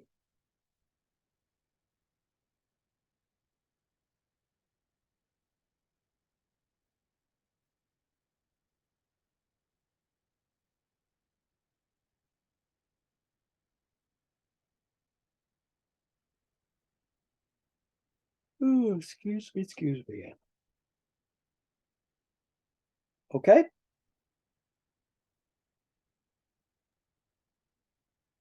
All right. I'm going to stop sharing. So let us take a 15-minute break. Okay, it's 11, almost 11. It's 11:25, right? So let's come back at 20 to 12. So 15 minutes, do what you need to do, have a bite, coffee, pee, whatever, I don't care. Come back in 15 minutes and we'll resume, okay? So see y'all shortly.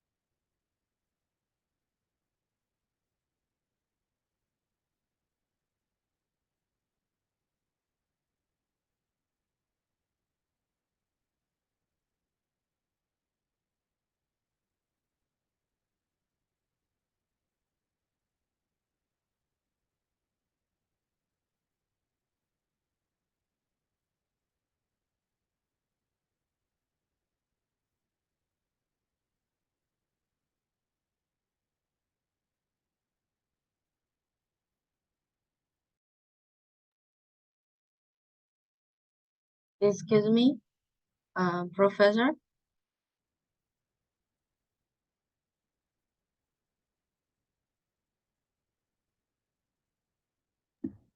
I think he's out though.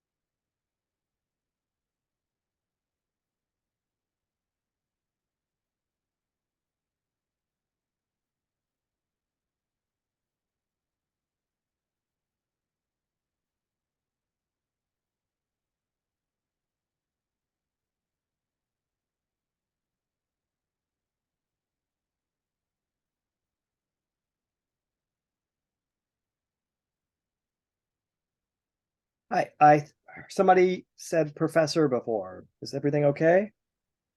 Yes, but now I'm okay. All right, good.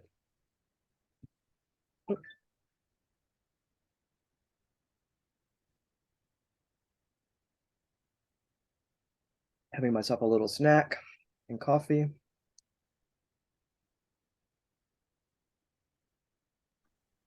It's so hungry. Yeah.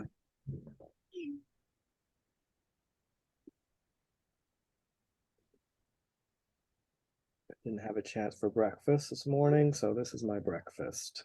It's almost lunchtime and I'm having breakfast. Oh, here is almost a dinner time. Oh yeah. Yeah, I guess so. It's 6 hours difference, yeah? So No, currently I'm in London. you're in London? Yeah. Wow. So 5 hours? Just 2 days ago, I went to London, and next Thursday I'll be fly to Hong Kong and stay 1 week and go back to New York. Uh-huh. Yeah. Okay. So what I want to do next is I want to link the other pages, right? I mean, link the two pages together, which is not something we've done before. So let me share my screen again.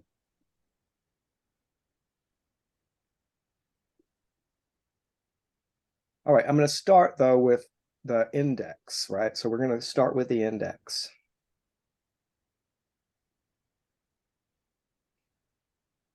Okay. Okay. So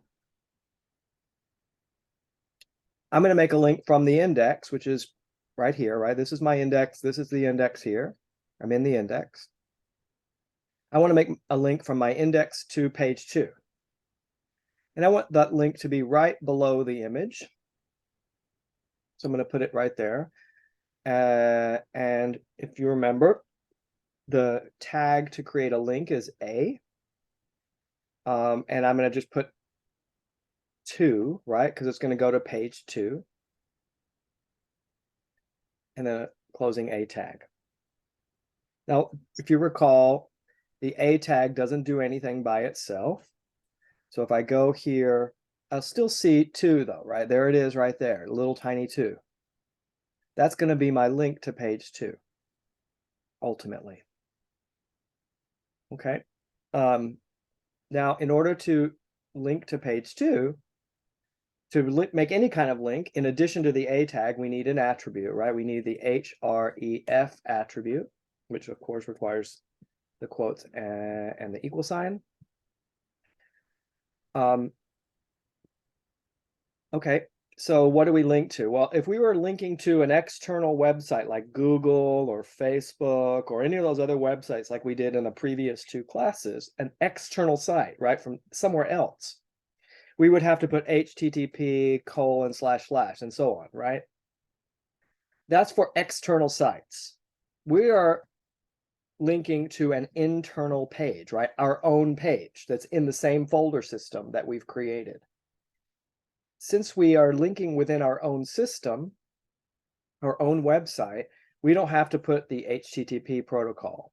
All we have to do is tell it the instructions of how to get to that file, right? So right now, I'm in the index, and I just need to tell it to go to page 2, right? Which is inside the HTML folder. So that's simple. I just type HTML, because it's going to just go right into the HTML folder, and then the name of the file. So HTML/page2.html.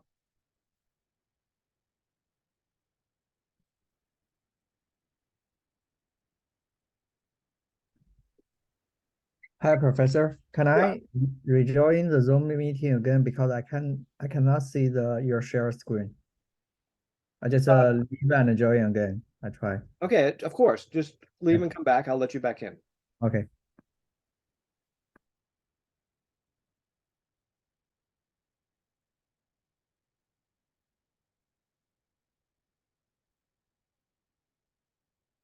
Okay. So if I save that and reload, I can see now that's a link. And if I click on it, hopefully it'll take me to page 2. And it does.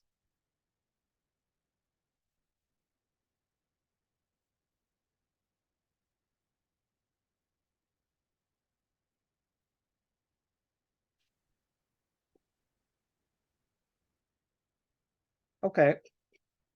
Now, I know also that I'm going to create 2 more pages. Page 3 and page 4. I haven't made them yet, but I know that I'm going to do that already, right? And all of them are going to be here in the HTML folder. So I'm going to go ahead and just copy this. Now, they're not going to work yet because I haven't created page 3 and I haven't created page 4 yet, right?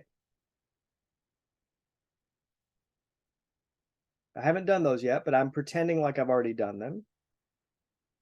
And I'm going to see my links here. There they are, 2, 3, and 4.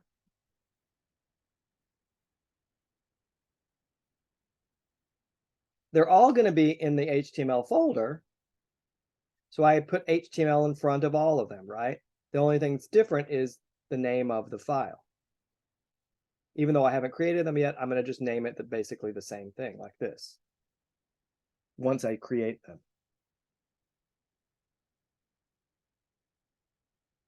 Now, if I click on those links, nothing will happen because I don't have, it just does this, right? Because they don't exist yet. I haven't made those files yet. For 3 and 4, they don't exist yet. But once I create those files, it'll create the proper links. Okay, now before we make those pages though, I want to style these links because it's nearly impossible to read it. The text is so blue, like blue on blue is really hard to read. So I want to go to my CSS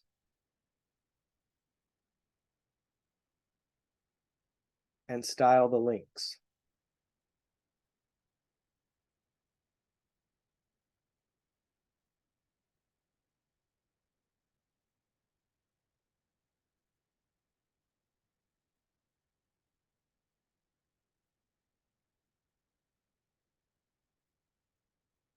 Going to do the same font. I'm just being boring today using the same fonts. I won't always do that.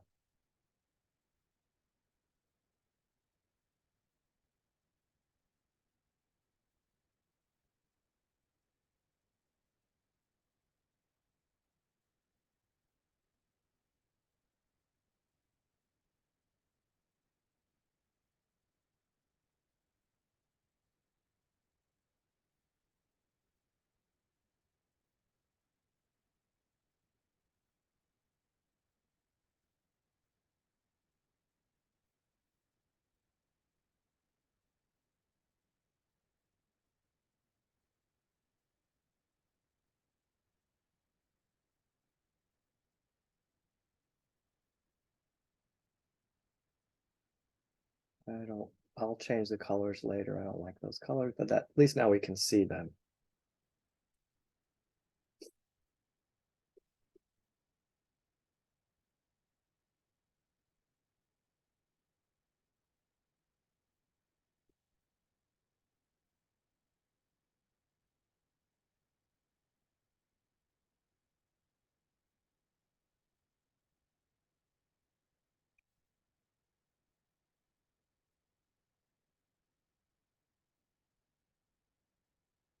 Is that working for y'all?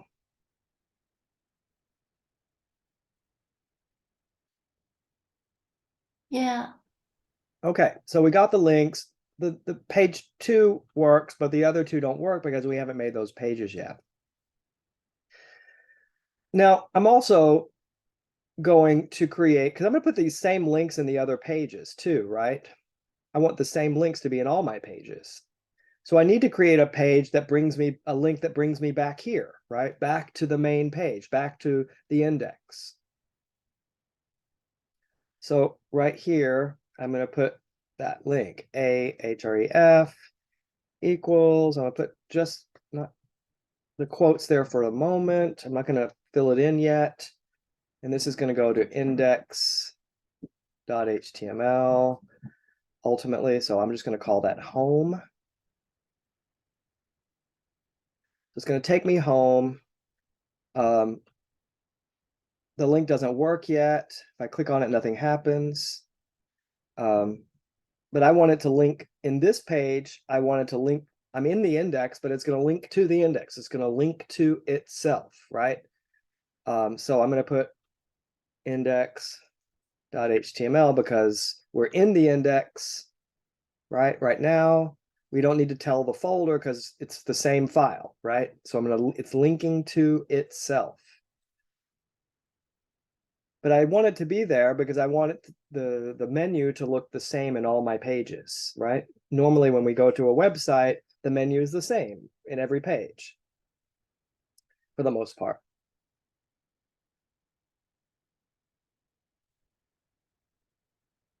So home works, but it's linking to the same page that I'm in. 2 works, goes to page 2, but page 3 and 4 don't work yet. We'll get to that.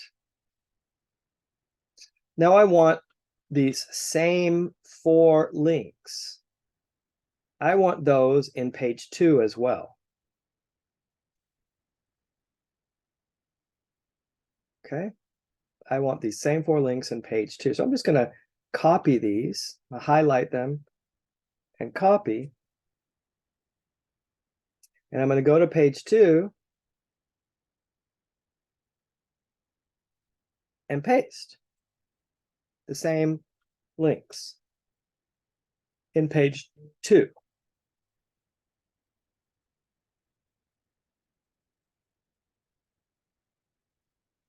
Okay, let's refresh page 2. 234, home 234, just like the other one, right? Home 234. Same exact links. Now, they're not going to work though, right? None of them work. 3 and 4 don't work because we don't have those pages yet, but neither do 2 and home. That's because we're giving the wrong instructions. We're right now in page 2, right? This is where we are in page 2. So for page 2, all we have to do is put page2.html for it to link to itself. Page 3 and page 4, well, we'll get to that in a second. They're going to be in the same folder right here, right? Page 3 and page 4, when we do them, are going to be in the same folder. We're going to see page 3 here, and then we're going to see page 4 there. So if they're in the same folder, we don't need to tell it to go into the HTML folder because we're already in the HTML folder, right? We don't say go to the HTML folder because we're already there. It's like me telling you, if we're in a classroom, go to the classroom. Well, you're already in the classrooms, right? So we don't have to tell it to go look in the HTML folder because we're already in the HTML folder. So I'm going to get rid of HTML there and there. Now, index is a little different, right? Index, we have to, for index is not here. Index is out here. So in order to go from the HTML folder where page 2 is, in order to go back to the index, we have to tell it to come out, to get out of the HTML folder. So if you recall, to tell it to come out of a current folder is ... In order to come out of the current folder, which is the HTML folder, to go find the index, then we have to say, we have to put ... to exit the current folder.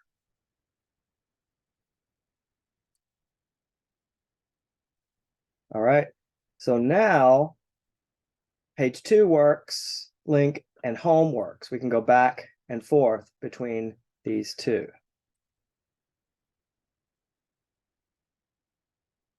Page 3 and 4 we don't have yet, right?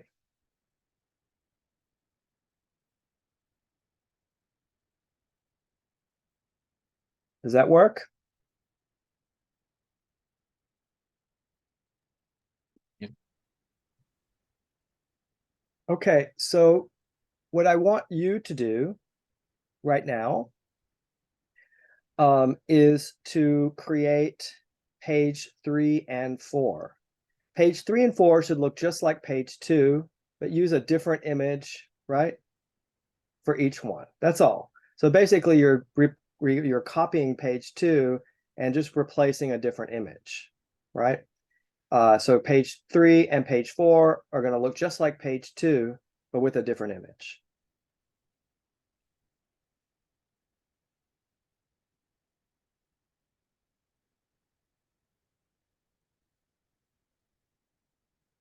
And do a thumbs up in chat once you get it done, okay?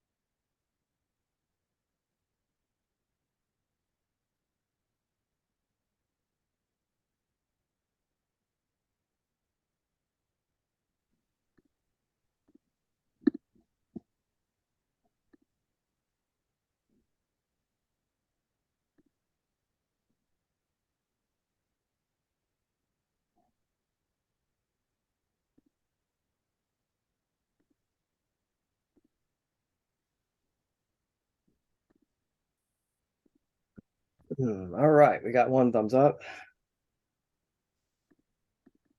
Let me know if you have problems, questions.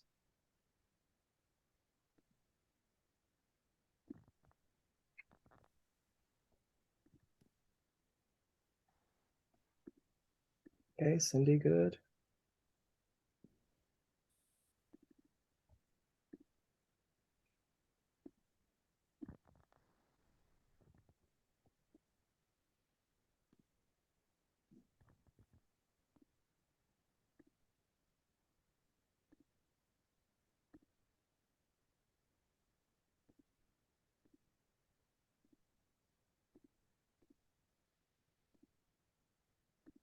Check your links, make sure your links work once you do it. If they don't, we can try to figure it out if you can't figure it out.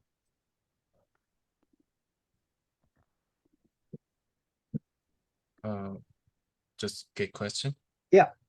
The title under the head. Yeah, is it metadata, right? Metadata. Well, pretty much everything that's in the head section can be considered metadata, right? Yeah. How does it work? How does it work? What do you mean? I'd like to know what is it for? Okay, so different reasons. So for this one, a lot of this stuff just makes the page work better, right? So for example, here we don't really need this, right? But it helps to make the page work better with regard to the browser will know which language to use. It will know, like, for example, how to present certain, like a lot of languages have the same letters, right? But they would maybe look a little different. Maybe they have an accent or something like that. So it knows how to present the language in a better way if you specify which language you're using. That's one thing. This is a meta tag that helps the browser because it tells it which character set is being used. Again, that helps it to work better. We don't really need this. It still works without it, but it helps it to work better. Like compatibility? Well, it's just like it doesn't have to figure out which character set on its own. It just you're telling it, right? It'd be like, yeah, it's like a signal to the browser, I'm using this, and therefore the browser is ready to look at the page in that way. Without this, it has to do extra work to figure out which character set is being used. So, you know, a lot of this stuff is not, it'll still work without it, but it's like clarifying and making it work better and faster and more efficient. Other things that the meta tag can do is you can put like keywords in the meta tag. And that way, for example, you can make the web page easier to find when people are doing searches on Google, for example.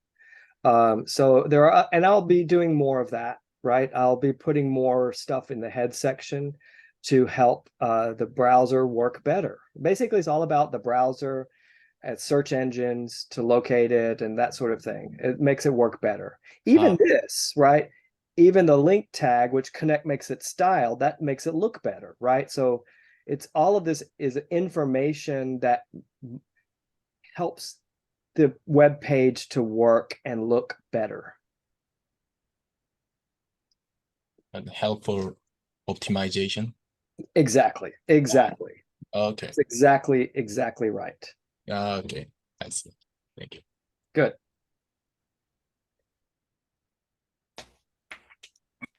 All right. So how's the web pages and links going? So I have 2 people, Nick and Cindy. What about the rest of you? Okay, great.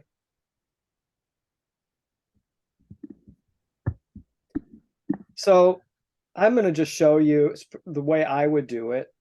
It's super simple. Once you get one, you can just copying and pasting, as I mentioned, is your best friend. So I'm going to just, page 2 works, I know. And all I've done for the page 3 and page 4 is change the name, right?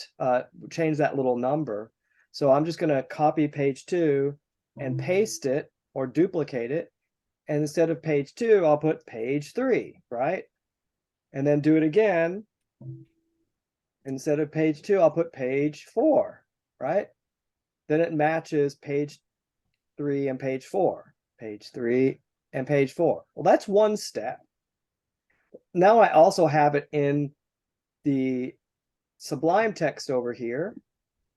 So I'll click on page 3. Remember, I copied page 2, so it's exactly the same as page 2 right now. I don't want it to say page 2 here because I'm in page 3 now. So I'll put 3 there. I don't want it to be Sicily 2 because I have another image for page 3. I want it to be a different image. Mine is just Sicily 3. I also don't want it to say page 2 here either, so I'll put page 3. Now, the links are the same, right? Because all of these files are in the same folder. They're in the same location. So the links don't have to change because the location hasn't changed. So I save that. And then I just do the same thing for page 4. I change it. I'm in page 4 now. And I change this to page 4. I change this to Sicily 4. I change this to page 4.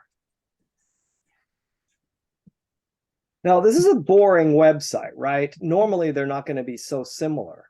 But I'm introducing you this idea in a simple way of how to go from one page to another page. A lot of the same stuff in every page with small differences, right? Sometimes. And so now, if I reload the page here, and now I can click on 3, I can click on 4, I can click on home, 3. I mean, I can click all the links and all the pages now, and they all work.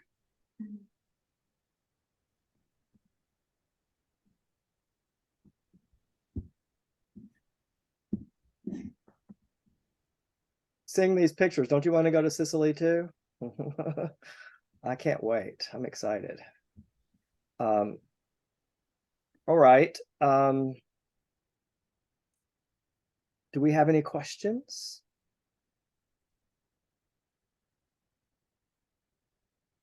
Okay, so oh, there's one thing I forgot to do. Let's do that really fast. One thing, and then I will I have to show you something on W3 School. So let's go to page 3. We're in page 3. Let's look in page 3 here in the code. One last thing, forgot about this. I want to create a list. There's more than one kind of list. I'm going to create one kind of list. And then for the homework, I want you to do research to create other kinds of lists. So a list is another kind of another tag, set of tags to create, to organize information in a list, right?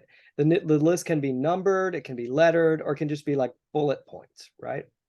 So if I want to create a numbered list, and what we call an ordered list, it's OL, ordered list. OL means ordered list, means this list is probably going to be numbered or lettered in a particular order.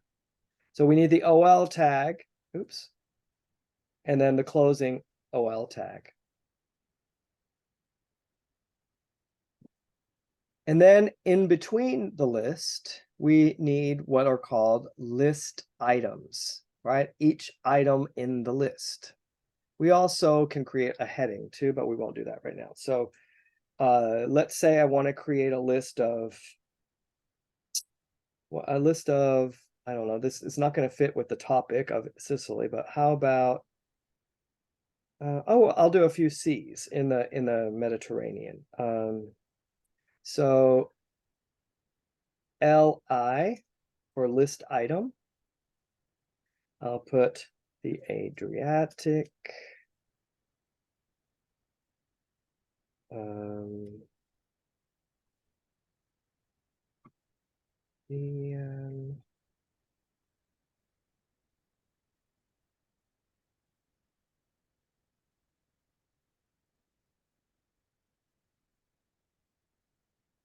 Sorry, look at my mother.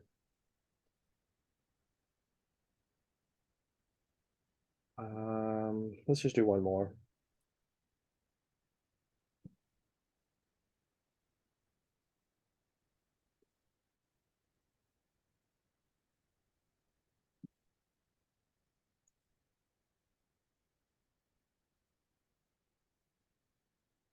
Okay. All right. So when I do that and I save it, we see it's 1, 2, 3, right? That's what an ordered list will do. I'm going to just copy and paste the same list, but change it from an ordered list into what we call an unordered list, which is just a bullet point list.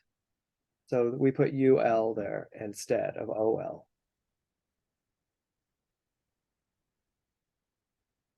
And you see, instead of numbers, we get dots.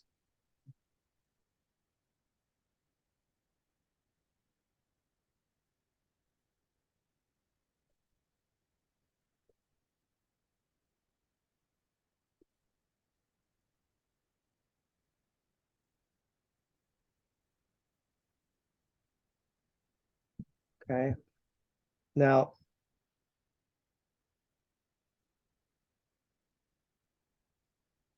the last thing I want to do is a little bit of styling, but I'm not going to style the list. I'm going to style a bit more of the links so that they're a little bit more interactive, and I think you'll like this a bit.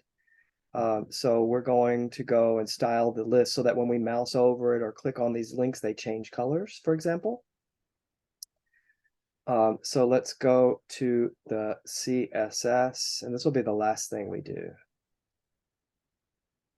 So we've already styled the A tag here for the links, but I want to style the color in a different way. So I'm going to take the color off here.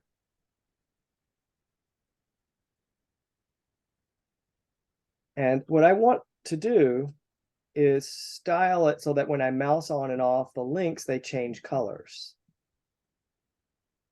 So this is what we call link states. They're different states. We have the link state that when it's just sitting there, right? We have the link state when we mouse over it. We have the link state of when we've already clicked on it. And then we have the link as we're clicking on it. So there's 4 different possible link states, and each one can get different colors. So the links that we haven't clicked on yet are what we call just links. So we put a:*link. The links, so I'm going to just style these with that color that I had before. Those are the links that I've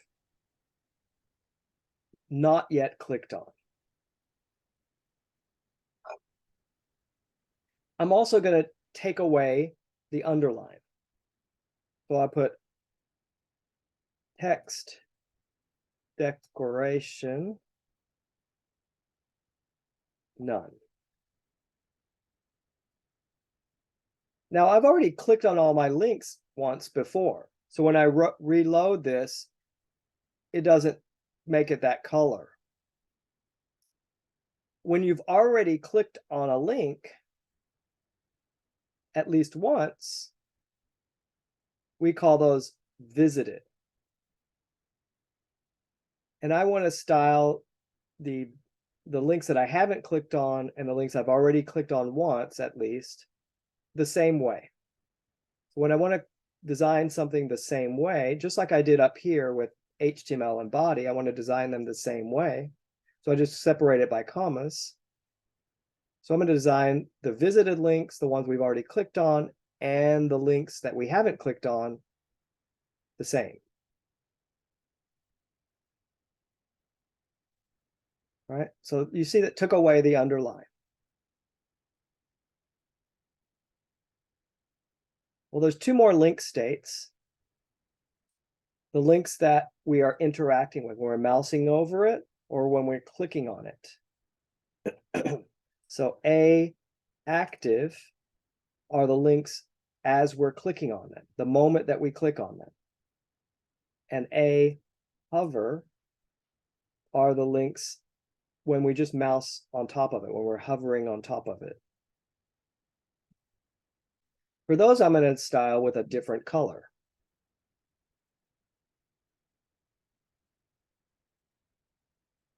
And I'm going to put the underline. So what's going to happen when I mouse over it or when I click on it, we're going to have an underline. But otherwise, there won't be an underline.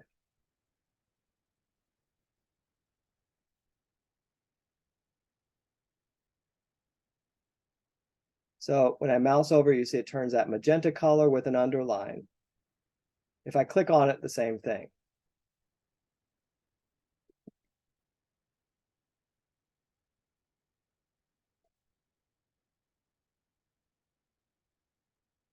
We get a little bit of interactivity here, right? Just a little. Now we don't have to style them this way. I don't have to do these both the same if I don't want to, but I just made both the link and the visited the same, and then the hover and the active the same. Because the reason I did that is because these are links that are, these are the states in which I'm not interacting currently. And these are the states in which I am interacting currently, right? Whether I'm clicking or hovering over, I'm interacting with the links. Here, they're just sitting there. Either I've clicked on them in the past or I haven't clicked on them yet. So I just designed them the same. You don't have to do that if you don't want to. They can be all 4 different if you like. I don't recommend that you make them different sizes, but making one bold and the other not bold, but making them different colors or underlining or not underlining, that's fine. All right, so there we go. We have links.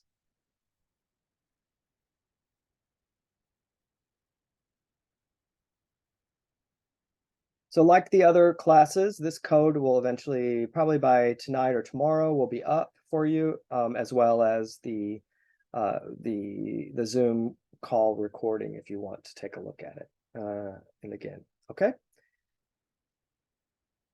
Questions before we go? Okay. Well, that's it for today. We did a lot, I think, today. We did the lists, we did the links, we were able to connect pages. And so we made a big step forward, I think, so we have, instead of just one page, we can have multiple pages. On Thursday, we'll do more of that. Okay, we'll do more of that. So but the homework doesn't include linking pages. All you have to do is design one page for Thursday. That's just to exercise. I think I do. I don't remember exactly. I think I do ask you to put a link in there, but you're only creating one page. You're not creating, like today we created 4 pages, right? You don't have to create links between pages, but you can create a link. If I ask you to create links, it can be to another site like Google or whatever. Okay. You can always do more than I ask, as always, if you feel like it. It's up to you. It's not required, but if you want to like go beyond the requirements, that's also fine. That's up to you. Okay, but that's it for today. We'll meet on Thursday at the same time. Have a good day. Enjoy the weather. Hi, Professor. Have a good one. Bye, everybody. Bye. Thank you. You're welcome. Have a good one. You too. Hi, Professor. Hey. I have a question. So, on Thursday, I have the flight. I mean, the London time is 5 p.m., but I can join the class around 2 hours. After 2 hours, I have to leave. Okay, that's fine. I understand. Yeah, That's- thank you. Thank you. I will finish the homework on time. Thank you. All right, no problem. Don't worry about it. Okay, have a good day. All right, bye.